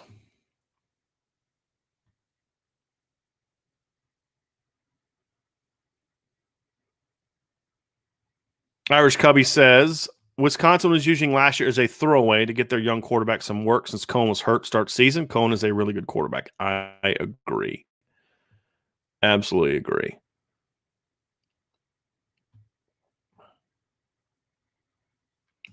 Coach Koch says, perhaps Cone does not regress because he is a transfer, and my point is, can a good QB overcome recent quarterback trends with regression in mind? I think so. I don't think a good QB can. I think a great QB can. I do. But it's also about most quarterbacks have had their best years in their first years as a starter. Cone will be in his first year as a starter. That's the key. That's the key. Irish for Life says, has punting improved a lot in the last 5-10 years? I asked because the rule used to be that if the punt went over your head as you stand in the 10-yard line, you let it go. That seems to be gone now. I think it's more about just people looking at data and metrics and saying, what percentage of kicks are going there. I think now it's kind of like there's still a lot of teams that do that, but I think, if you're at the 9 or the 8, do you really want a fair catch and run the risk? Because the further out you are, the better chance that it's going to stay inside the 10 or, inside, not go into the goal line. So I think I don't think if it's improved. I just think that what's happening is you're seeing the way that teams punt, the way that teams protect the punts, it's allowing guys to get punts off in different ways, and it's allowing them to be a little better at it. So I think it's more of just a metrics thing and an analytics thing than anything else.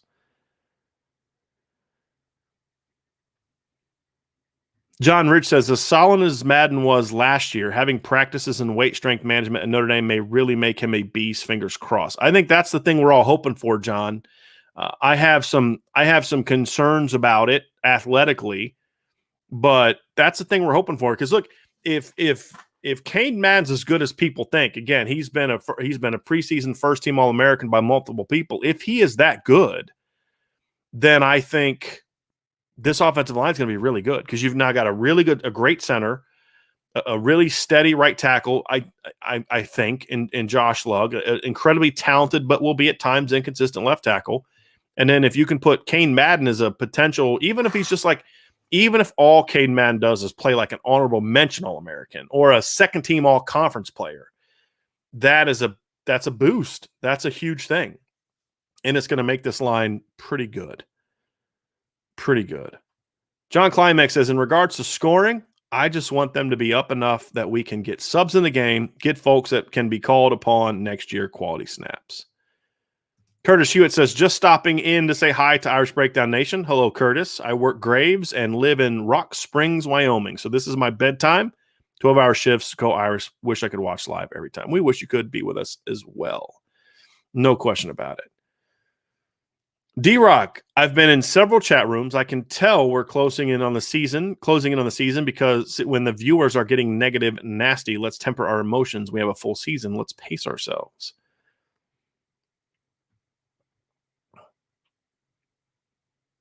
Matt D says, I really see Michael Mayer stepping up in more of a leadership role.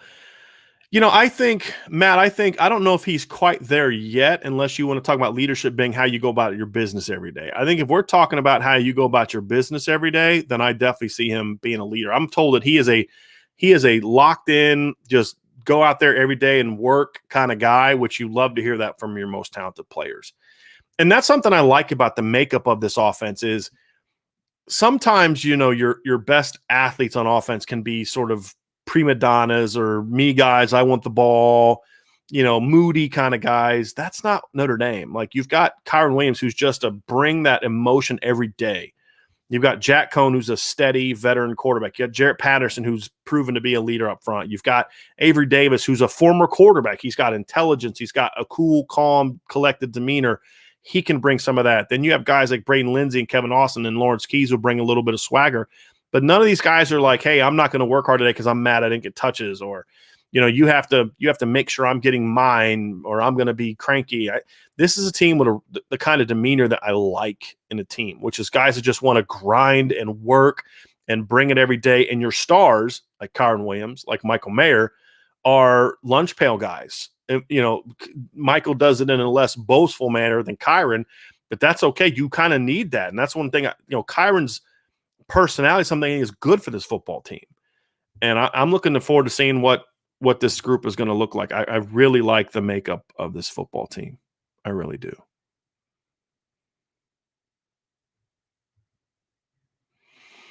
Matt Lass says, I know he's off injured and he could be bouncing back from that, but tough for me to say Austin could be a bounce back guy. That to me is more a guy improving on a less productive year.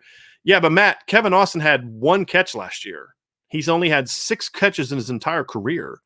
So that's kind of a less productive year, in my opinion, unless I'm reading your comment incorrectly. I mean, I think that's where Vince is coming from. Look, he hasn't produced. We thought he was. He was banged up a lot. He's going to bounce back and have a big year. I didn't put him there because I kind of look at it kind of like, he's not, like you said, he's not really bouncing back. I'm trying to argue Vince's point. I don't view him as kind of a guy bouncing back because I don't look a bounce back from an injury unless it's an injury that a guy played well before. We've never seen Kevin Austin really do a whole lot. That's why for me he was more of a breakout than a bounce back. But I think from Vince's point of view, it's more of he would have been much better last year if not for the injuries. And I think that's how he views it.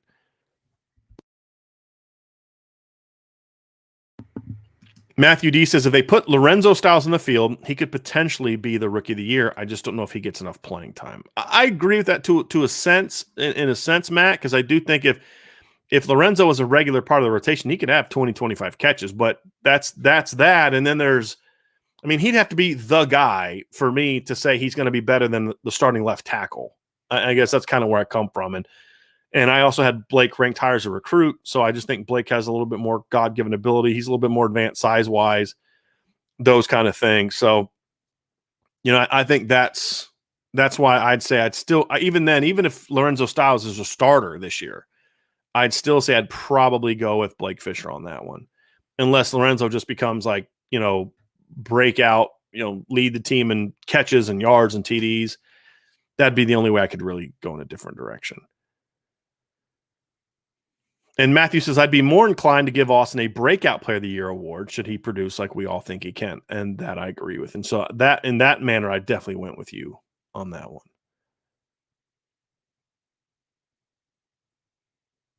Orange Glove Guy says, how would you attack the interior of the Notre Dame offensive line as a defensive coordinator? Should Tommy Rees anticipate schemes being implemented to test the Irish interior? Yes, he should definitely do that. I think what we'll see is what has worked against Notre Dame a lot in the past is a lot of twists, a lot of quick twists. Because here's the deal. Zeke Correll's unproven. Jarrett Patterson's very, very good. But Kane Madden's not a great athlete. And to me, I'm gonna make him have to change directions and move and step and do all that kind of stuff. I'm gonna attack him with slants. I'm gonna attack him with twists and stunts. I'm gonna attack him with I'm gonna slant a guy across his face and then crash that opposite gap with a linebacker. I'm gonna go at him athletically all day long. And then with Zeke Correll, if I got a big guy, I'm gonna put my big guy on Zeke Correll and just say, go push that little guy around. And if Zeke can handle that, then he's going to be fine. But I'm going to make him prove to me he can handle that. That's going to be a big key for me. D-Rock says, I've been living and listening in the Florida State world. Folks are not as sold on Joe Milton. Mackenzie Milton. Concern Indy Notre Dame defensive line and Milton's mobility. Jordan Travis' name keeps popping up as a starting QB. See, I mentioned Jordan Travis a week or two ago, and people are like, no, you're nuts. It's going to be Mackenzie Milton. Look, Mackenzie has not played football in over 2 years. Like, he's not going to just step up and be the guy he was in Central Florida. I don't see that. I hope he gets back to that. But Jordan Travis is actually the guy that concerns me more in that game than Mackenzie Milton. He just is, because he's a dynamic runner at quarterback, and that always concerns me.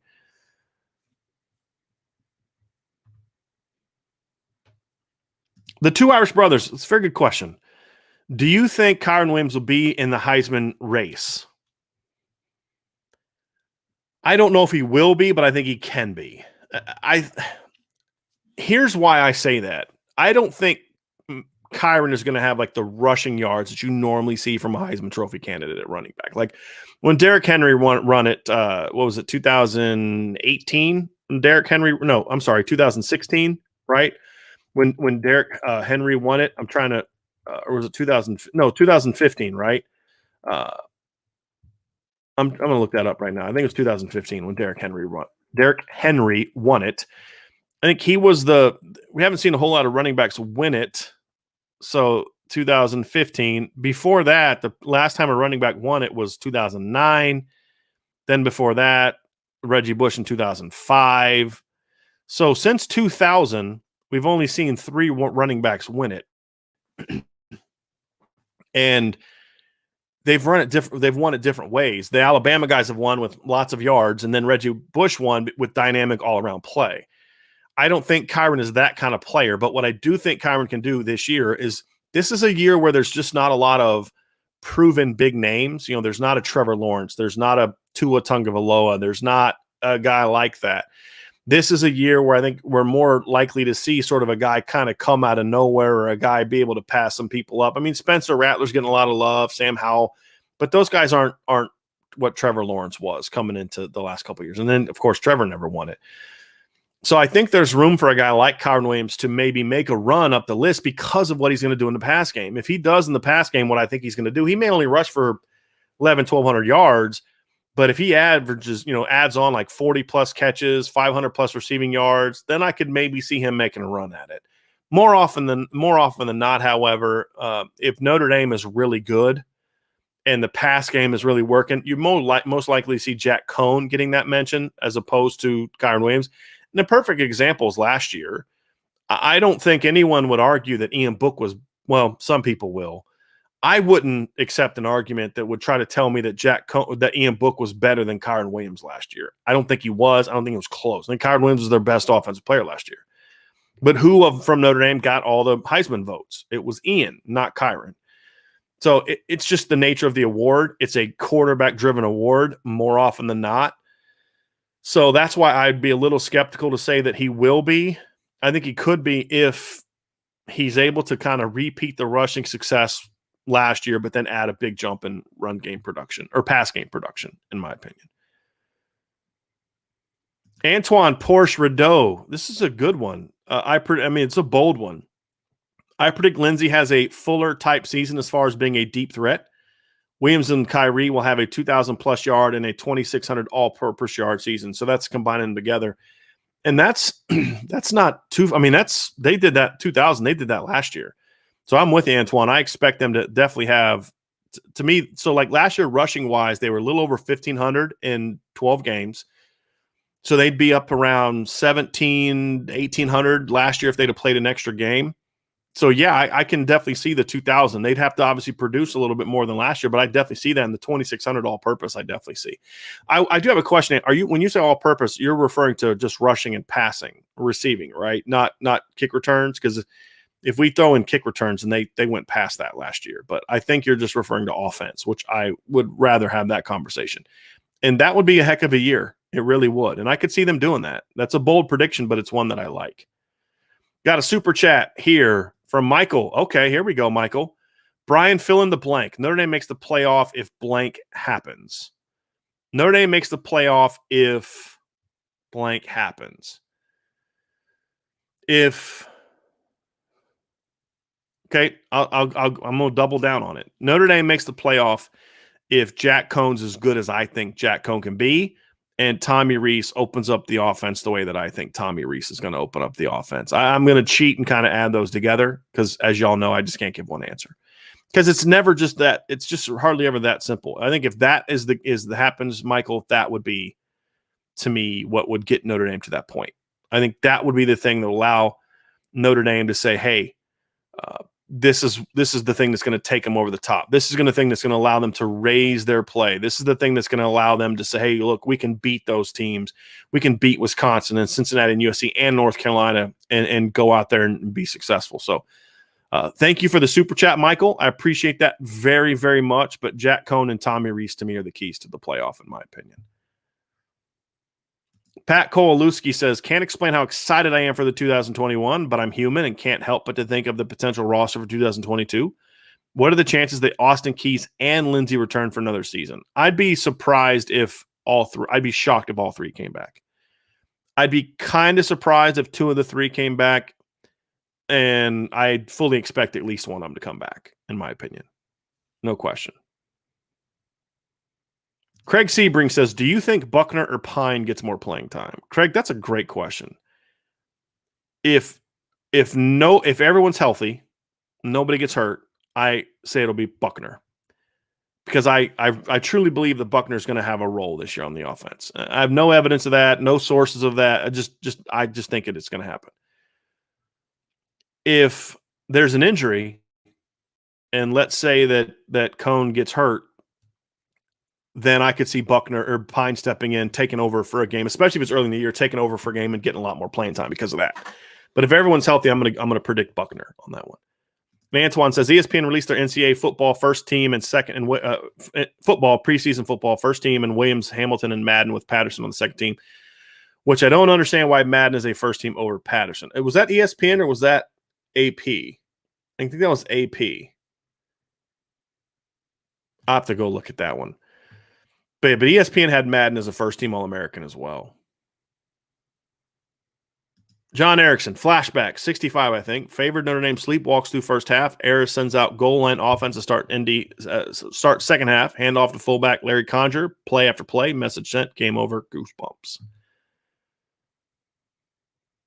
Jack Foot, if a highly talented Ohio State QB backup decides to transfer, would Notre Dame be interested in him for the 2022 season? I highly doubt it. If you're talking about Quinn Ewers, I would pray that they would not take him. If you're talking about Kyle McCord, I'd be a little bit more prone to look at him. But again, I think they believe Tyler Buckner is their future. I really, really do. Really do. Larry says, Brian, great podcast with the Oklahoma guys. They recognized your greatness. I appreciate that. If you haven't listened to it, we had that on the website the other day. It's on the message board. If you have not signed up on the message board, please do so. boards@irishbreakdown.com. You're definitely going to want to do that. We're going to talk about our in-season content plan here this weekend, and we've got some really exciting stuff that's going to only be available to people on the message board. And we'll explain kind of why on the message board. But so it's on there, but they asked some really interesting questions. At first, it was kind of just talking Notre Dame and stuff, and then they asked some fun questions at the end, and it was a fun show. It was definitely a fun show. Benjamin Karcha says, tired of all the preseason talk of Notre Dame only having 7 wins. Cannot wait until the season starts and this offense puts on a show and laughing as everyone's jaws drop. I would love to see that. Would love to see that. John Klimek, yes. Davis will throw a TD. Brian will slap Vince and quote Wu-Tang before being asked to leave the press box. That would actually be really fun. And I would be asked to leave the press box because I won't be in the Notre Dame press box this year. So, so I've got tickets to 4 games. I'm gonna be at a 5th game for sure. I'll be at the Florida State game also. So we'll see, but I won't be in the press box for the home games at Notre Dame. Oh, here's cool. Kastrab was born the day in 1993 that Notre Dame beat Florida State. That's really cool. Playing them always means more to me. Really pumped. I remember what I was doing the day you were born then, because I remember we played Gettysburg College and we beat them 41-0. And I remember that because I got in trouble from my head coach after the game because I kept opening up my flip phone and checking the score of the Notre Dame. Oh, no, I'm sorry. That was the 2002 game. But 1993, I was 15. So, yeah, I'm too many hits to the head. 1993, Notre Dame beat Florida State. Day you were born. That's a good one. It's a good one. Justin Knox, given that the O-line seems to be taking shape, Fisher, Carell, Patty, Jarrett Patterson, Kane, Lugsy, how would you rank the O-line unit versus every other O-line unit on the schedule? Well, I'm not going to tell you that just yet, Justin, because we're going to have an article coming out in the next few days. So one of the things we're going to do this week at Notre Dame or at Irish Breakdown is we're going to have sort of our opponent stuff. So already today, if you go to irishbreakdown.com, I have released my all opponent team, first and second team. And so I've got that up. And then I also am going to do the defensive all opponent team. And then I'm going to do sort of breaking down the positions, so backfields, pass catchers, would receiver side ends, O-line, then D-line, linebackers, and then secondary.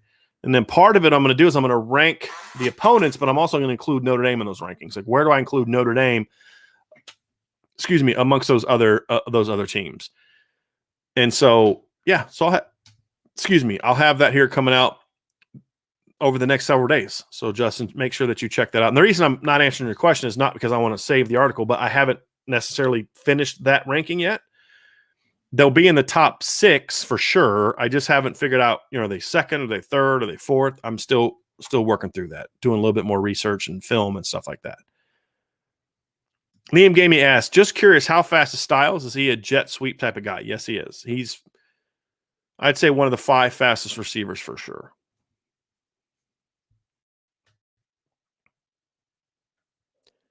Craig Sebring says, I saw an article by Sports Illustrated that Notre Dame is too highly ranked. I sat and laughed, but that UNC, Cincinnati, and Iowa State are better than us. We will show them. We'll definitely find out soon. Joseph Salvatore, I've heard some say that they don't think Jack Cohn being a vertical threat and being able to push the ball downfield. What do you think, Brian? Joseph, I've said this many, many times. To me, it's I think the vertical passing game at Notre Dame this year is going to be better than it was the last 3 years, in my opinion. I think number one, it's the weapons outside, right? You can't have vertical passing game if you don't have vertical threats. But then it requires a quarterback to be able to get the ball out confidently, accurately, on time, and making good decisions. And I think Jack Cohn's going to do that. I thought he didn't throw the deep ball a lot at Wisconsin, but when he did, he was good at it. And I think that's something that's going to be a point of emphasis for Notre Dame this year, and something that we're going to have to – it's going to have to be good, but I really think it will be good. No question about it. Justin Knox, I become less concerned with wide receiver while camp evolves, more curious, not concerned about Hart, Lewis, and Bracey. Agree. We'll talk about that tomorrow. Audrey asks, if the offensive line does struggle, what type of offense should we expect to see? I think we're going to see an offense that attacks the perimeter a lot with the run game, with the pass game. If the offensive line struggles, you need to get out of the box as much as you can. And so screens, perimeter passes, perimeter screens, quick outside runs that allow more space for the running backs to maybe make more plays. I think we'll see more read zone, more RPOs to protect the line. I think those are things you have to do if your offensive line is struggling. No question about it.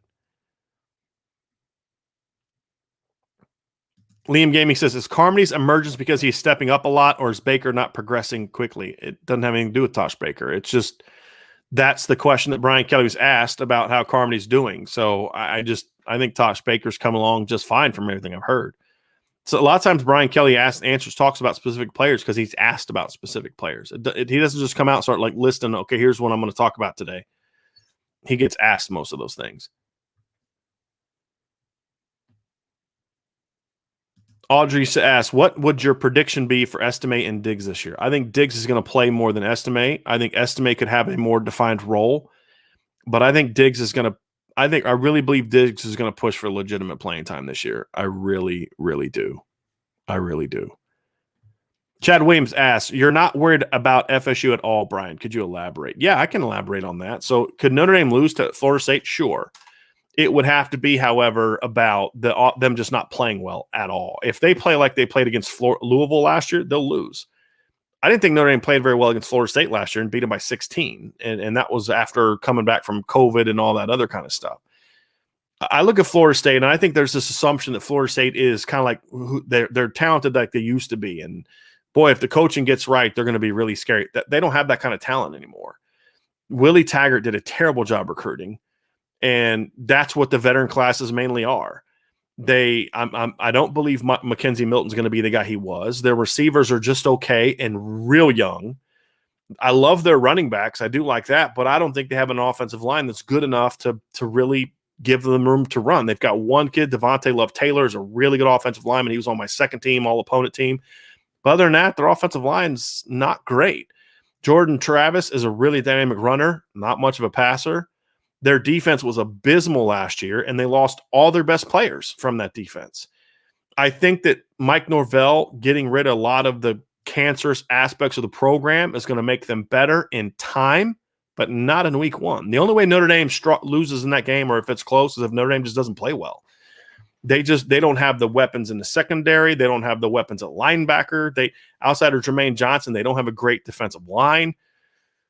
I just don't see a team that's as talented as people think that they are. I think that if you took the name and the logo off the jerseys and the helmets and just put those same players on a Georgia Tech roster, people would not be afraid of playing Georgia Tech in the opener, no matter where it's being played.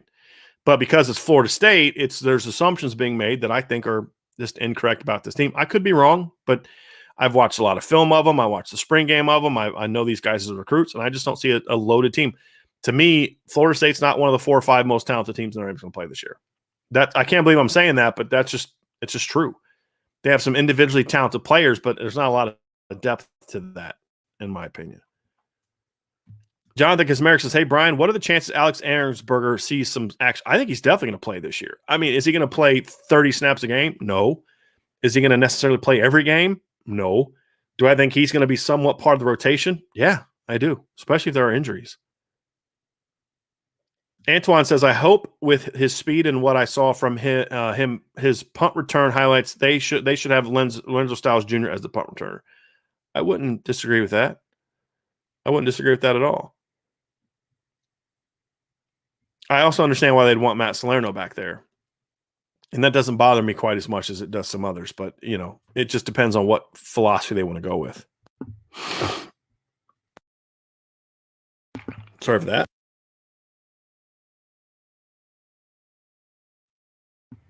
Throat's getting a little dry. I apologize. Jeff Perry says, after thrashing a YouTube show that previewed Notre Dame at 8-4, I found out that they and many shows online and TV formed their analysis around the Vegas line, which has the Irish over under at 8.5.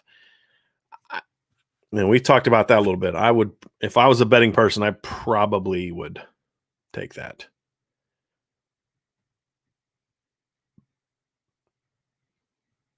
Craig Sebring says, I think the first quarter Cohen will feel Florida State out, and then we'll tell Reese what he feels comfortable. Potentially. Usually they have an idea of that beforehand. Jonathan Kismerick says, Notre Dame could go 14-0, dominate every opponent, win the national championship, and there would still be a bunch of idiots who would say everyone we played sucked or something like that. You're not wrong. Especially people that live in the southeastern part of the country. You're not wrong about that. Rob Didoff says, Brian, is there one Notre Dame player we cannot afford to be injured for a long period of time this year? Yeah, Kyle Hamilton. That would be mine. I would say Kyle Hamilton more than any other player on the roster. He'd be my pick. To me, there's just, number one, he's a great player, but there's a bigger drop-off between him and the next guy than there is with anybody else.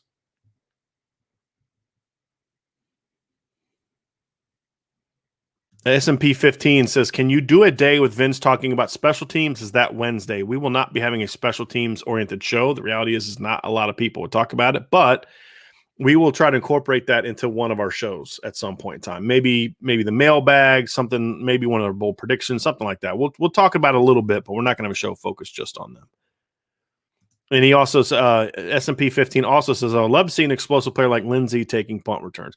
I don't know if Lindsey has clean enough hands to return punts. I mean, he's certainly dynamic enough to return punts, but you need a guy that's got really clean hands returning punts. Benjamin asks, do you see a lot of catches out of the backfield this year? I see a lot of catches out of the backfield this year. Absolutely. Justin Knox says, how much of an impact on Sonny's recruitment do you think Lowe's production has this year? I don't think it'll have any impact on what Sonny does. I don't. I mean, I think Lowe being at Notre Dame could help him to a degree, but I think Sonny's going to make the best decision for him. The family did a really good job with Lorenzo of not. By the way, I found this out. I talked to one of his mom the other day. It's not Lorenzo Jr., by the way. So we will not be calling him Lorenzo Styles Jr. anymore at Irish Breakdown, just because I want to be correct. It's kind of like the Barry Sanders thing. Remember Barry Sanders' son, and people call him Barry Sanders Jr. It's not, because he's got a different middle name. Similar situation here, but they did a great job with Lorenzo of letting him make the decision was best for him. And it wasn't about go somewhere that Sonny wants to go or go where your dad went, or it was what's best for you. And Sonny will get a chance to make that same decision. Craig Sebring, I think Lindsey will lead us in yards and TDs as a wide receiver, potentially. Samuel Woody says, hey there, guys. Thanks for the great show. It's definitely one of a kind. I was wondering if fans are going to be required to be vaccinated to attend a Notre Dame home game. Samuel, as of right now, they are not. You have to be vaccinated to cover the game in the press box, but as of right now, there is no requirement on masks or vaccinations for Notre Dame home games as of right now. I do not expect that to change, but in this world, anything could happen. So, no, you do not have to be vaccinated. Let's get back up here. Justin Knox asks, do we have the best players at their respective positions in the nation? Safety, Kyle Hamilton, tight end, Mayer, center, Patterson. I definitely think that Kyle Hamilton's the best safety. I don't think Michael Mayer is necessarily the best tight end. I think he's going to in the conversation for it. Same with Jared Patterson. I don't know if I would necessarily say they're definitely the best. There's some players I'd have to study more to have that, but they're definitely in the conversation, in my opinion. No question about it. Audrey asks, I think Kyle Hamilton would be more of a Heisman consideration than Kyron. What kind of season would it take for a defensive player to finally break through? Would Kyle need like 5 defensive TDs? He'd either need that or he'd have to do what Charles Woodson did when he won the Heisman as a defensive player. He'd have to have time on offense and special teams. Remember, when Charles Woodson won the Heisman as the only defensive player ever to win it, he played receiver that year. He returned punts that year. I believe he had a punt return for a touchdown against Ohio State in that big game. So he wasn't just a defensive player.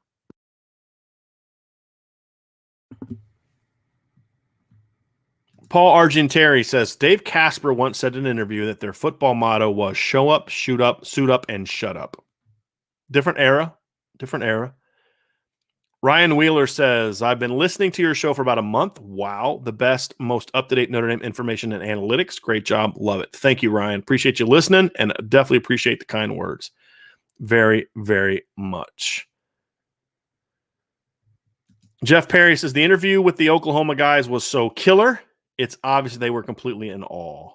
Yeah, I definitely don't. I think I caught them off guard with some of my answers. I think they were trying to catch me off guard, and it didn't really work. So, but it was fun. Those guys were good guys. Michael says, yeah, coach, I'm thinking 4,000 passing, 40 touchdowns, and 2,000 rushing yards collectively. That could if they do that, they're going to be pretty good this year. No question about it. Paul Hamilton said, who was the better prospect, Tyler Buckner or Phil Jurkovec? For me, it was Phil Jurkovec by a little bit. I think that Phil also played a lot more than Tyler. I mean, Phil's senior year was tremendous. I mean, just phenomenal. And, you're talking about a guy that threw for almost 4,000 yards, rushed for over 1,200 yards, had like 70 touchdowns that year against far better competition than what Tyler Buckner played against, and led his team to a state championship. So he was the better prospect for me. Tyler's very, very good. It's like picking between two great prospects. It's like who's better, Peyton Manning or Tom Brady, right? Very hyperbolic example, but when you're talking about two great prospects, it's kind of like both of them are great pickups. But I had Phil ahead of him. If someone were to tell me it's Buckner, I wouldn't argue with him too much unless I just was in an argumentative mood, or if I felt like they were just saying Jurkovec. So I was in a debate with somebody the other day that was basically saying Jurkovec's not anywhere near where Buckner was. I'll debate you on that. But if you were just hey, look, they're both great prospects, I think Buckner's better. Okay, I get that. It's not something I'm going to argue with you about because it's very close. Dustin Beauchamp says, Coach, I can't help but feel like all of us are overlooking the Seminoles. Milton may not have the mobility he once did, but he was a game changer. Plus, he always had dangerous skill players. They always have dangerous skill. See, you're making the assumption that I don't think is correct, Dustin. Number one, he was a game changer in the American Athletic Conference. Right, he wasn't playing Power 5 teams week after week. He wasn't. He was always lining up where his skill players were better than the guys that he was playing against. Always. But again, he hadn't played football in 2 years because of a devastating injury. Number one. And number two, they just don't have dangerous skill players. They don't. Jashawn Corbett's a good football player. Lawrence Toafili's a good football player. I like their backfield. Their receiving core is not special. It's just not. They're not dangerous. They're solid. They're good. I think Florida State can be a 6 to 7 win team in the ACC this year, but they don't have the talent that people think that they do. They just don't, in my opinion. I mean, again, I could be wrong, but I just don't see it. I don't see it based on who they have coming back. I don't see it from watching the freshmen in the spring game. I don't see it from watching the high school film of the freshmen. I just don't see that dangerous receiving core that a lot of people think are there. I think that's an assumption because it's Florida State, but I just don't think that group is there. Dustin Beauchamp says, Coach, who do you feel is the most dangerous opponent this year and why? I think most dangerous, I'd say, is probably, I'd probably say USC, just because I do think that there's talent there. If they can put it all together, they could be the best. I don't have a lot of faith that they're going to put it all together. I have Cincinnati and Wisconsin ahead of them on my ranking of the schedule because I think they're both way better coached. But if the coaching was equal, USC to me still has the best roster that Notre Dame is going to play this year. SMP 15, what game on the schedule this year are you most excited for and why? I'm going to cheat here and say it's Florida State because I'm just looking forward to that first game. That first game, we're going to learn a lot about this football team. Really, really want to see what they're capable of. And, once we get past that, to me, I think the game I'm probably next most excited for is Wisconsin, because the reason I would say that is because we're going to find out how good Notre Dame's lines are in that game. If Notre Dame can play well along the lines of both of those games, then this is going to be a really, really good team. If Wisconsin smacks Notre Dame around a little bit up front on either side of the ball, then I'm going to say, okay, this team isn't what I think it is. But they're a very tough, experienced, veteran group of guys, and they got some really good size on both sides of the ball. It's going to be a really great test for the Notre Dame lines on both sides of the ball. Kevin says, Brian, what are your top 5 teams that Notre Dame will play this year? So I actually did an article on that yesterday, Kevin, and my top 5 were, now again, my top 5 teams is toughest games. So you have to take into account location, matchups. It's not like here's how they would rank in the top 25. But number 1 was Wisconsin. Again, it's away from home. Number 2 is Cincinnati. Number 3 is USC. Number 4 is North Carolina. And 5 for me is Virginia Tech. Cliff Rensberger says, it feels like more and more commentary has been coming out about Coach Dell maybe finally doing a better job with younger receivers. Have you heard anything behind the scenes saying the same? I've heard stuff behind the scenes, but to me, a lot of that just sounds like spin. I need to see it, right? If I see it, it's not coming from sources that would make me say, yeah, okay, it's changed. It's more of the, okay, yeah, when I hear that, it's usually been spin. I need to see it. I need to see Deion Colsey getting playing time. I need to see Lorenzo Styles getting playing time. If they do that, then I'll believe it. Jake O'Cooney says, your scariest games? Mine are USC, Wisconsin, UNC, Cincinnati, and Stanford. I am not worried about Stanford at all. They do not have a good roster. I could be completely wrong on that, but I'm more worried about Virginia and Virginia Tech than I am Stanford. And I think Virginia and Virginia Tech are 2 opponents that a lot of Notre Dame fans are overlooking. Those are both going to be tough games. Games Notre Dame should certainly win, but going to be tough games, in my opinion. John Rich, what role do you see Ahrensberger playing this year as a rotation big end? I think it's going to be, maybe the number 2 at times, 2 and 3, kind of just getting, maybe 5 to 8 snaps a game or so. Maybe playing a little bit more against some of the inferior opponents. I think he could do that. I've heard some good things about how he's done this fall camp. Patrick McGrain says, would a zone blocking scheme on the O-line be better for them this season? Maybe do a football 101 of the difference between zone and the other? I hope. Been trying to get that stinking thing figured out. We just haven't had a lot of success with it so far. But yes, we would like to do something like that, Patrick, for sure. But yeah, zone blocking to me, because it's just let them be powerful and just get a push. But that's also that. If I'm being honest, Patrick, that comes from my own bias. I'm a zone guy, so I'm always going to say pick the zone. I just feel like that's the most universal run game, effective run game. So I may not be the most objective person when it comes to answering that question. I always like the zone. Craig Sebring is fired up about the season. He says, I think that when we play Wisconsin Cincinnati, we will beat them with a lot of speed. SMP 15 says, do you think Marcus Freeman can become a long-term DC for Notre Dame, or do you see him as another Mike Elko? I don't think he's going to be another Mike Elko. I don't see him leaving after 1 year. Long-term DC, meaning more than 3 years, I don't see that. He's going to be too hot of a commodity. If he puts the defenses on the field that we think he's going to, or that I think he's going to, yeah, I don't see that him being here more than 3 years, unless Notre Dame makes him sort of the coach in waiting kind of thing. Patrick McGrain, thanks for the 101s. Also, my high school team ran a wing T in 2001, so I don't know much about the X's and O's. That'll do it. We'll try to do our best with those, Patrick. Last couple things here.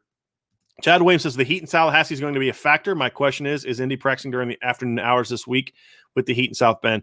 They have definitely been in the heat this week, and it has been an abnormally hot summer. So at least the last week has been abnormally hot and abnormally humid.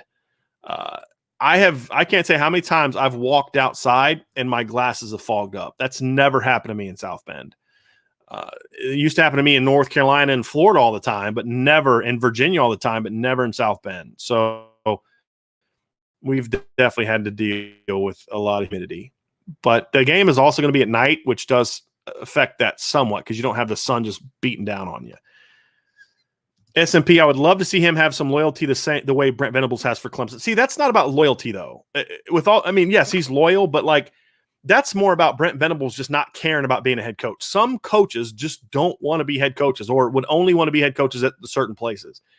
I think that's different. I don't think Brent Venables has stayed at Clemson because of loyalty.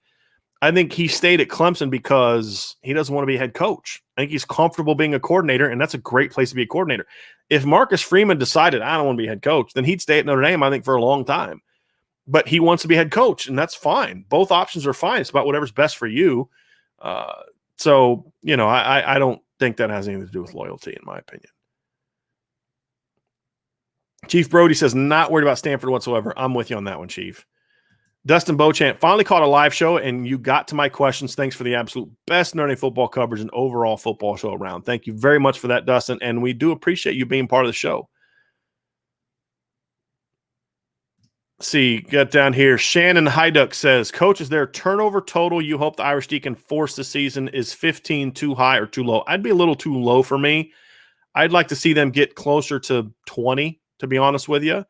I think that would be more of the margin that I would be looking for. So if you go back to 2019, you make 20, you're in the top 13. If you get 15, you're down to 46. So, 15 kind of is just middle of the road. Get closer to 20 you get, the better. And then if you can get over 20, you're one of the better you're one of the better defenses in the country at forcing turnovers. Actually, hold on a second. No, that was 2020. Excuse me. That's even worse. So 2019, if you get to 20, you're ranking in the top 40. If you're at 15, you're ranking in the 90s. So yes, that is definitely a situation where you want to get over 20, in my opinion. Richard Robinson says, great job as always. I agree on Wisconsin. It will be a test for our D-line. Do you think bigger D-line should play more to compensate for Wisconsin size? No.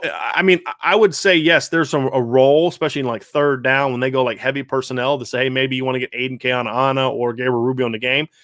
But I'm a bigger believer that you don't try to – if you change who you are because of their strength, you've now removed your strength. I'm a big believer of you use your strength to kind of beat their strength. And to me, Notre Dame's strength is athleticism, quickness, speed, playmaking ability. That's who Notre Dame is going to be in the front seven. If you change that to try to play big boy football with Wisconsin, you're playing right into their hands. I would rather see them say, go fast, be quick, be athletic. Is there a time to mix it up and play big boy football? Sure.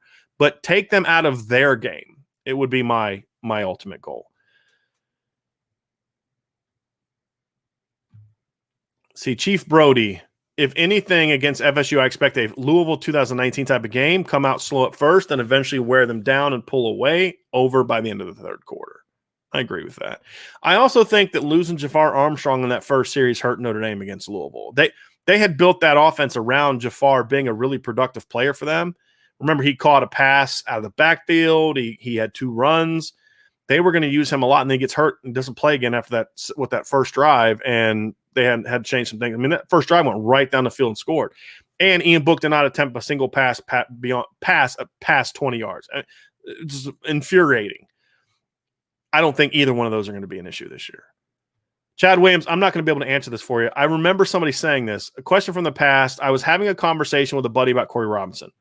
What was the publication that listed him as a top 10 pick? Settle this debate for me. I'm going to have to try to look that up here real quick.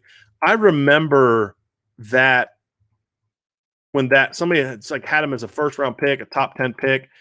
I'm trying to remember who that was, and I don't remember because I just kind of laughed about it. I mean, Corey was a nice player, but I never saw that. I never understood that. I mean, I don't even want to say a name because then I'd kind of throw somebody down here. I'm going to look this. I think there's something right here. Let's see here. Found an article saying he's a top 10 pick, but that was from some fan site. So like some fan cited page. I don't think that's anyone that's serious. So I'd have to look that up. Chad, I don't know who that was, but I do remember when there's people talking about him being a first-round pick, and I just never got it. Kevin says, you don't see USC as a strong team this year, Coach. I actually said that I think if they play to their potential, they're the team that's most dangerous for Notre Dame. I just don't have much respect for Clay Helton as a coach. And I think that's the thing that kind of keeps them down. I don't think they're as talented as they've been in the past at skill positions, but I think they're still pretty talented, and that system concerns me a little bit if it's working well. But to me, that's going to be an issue.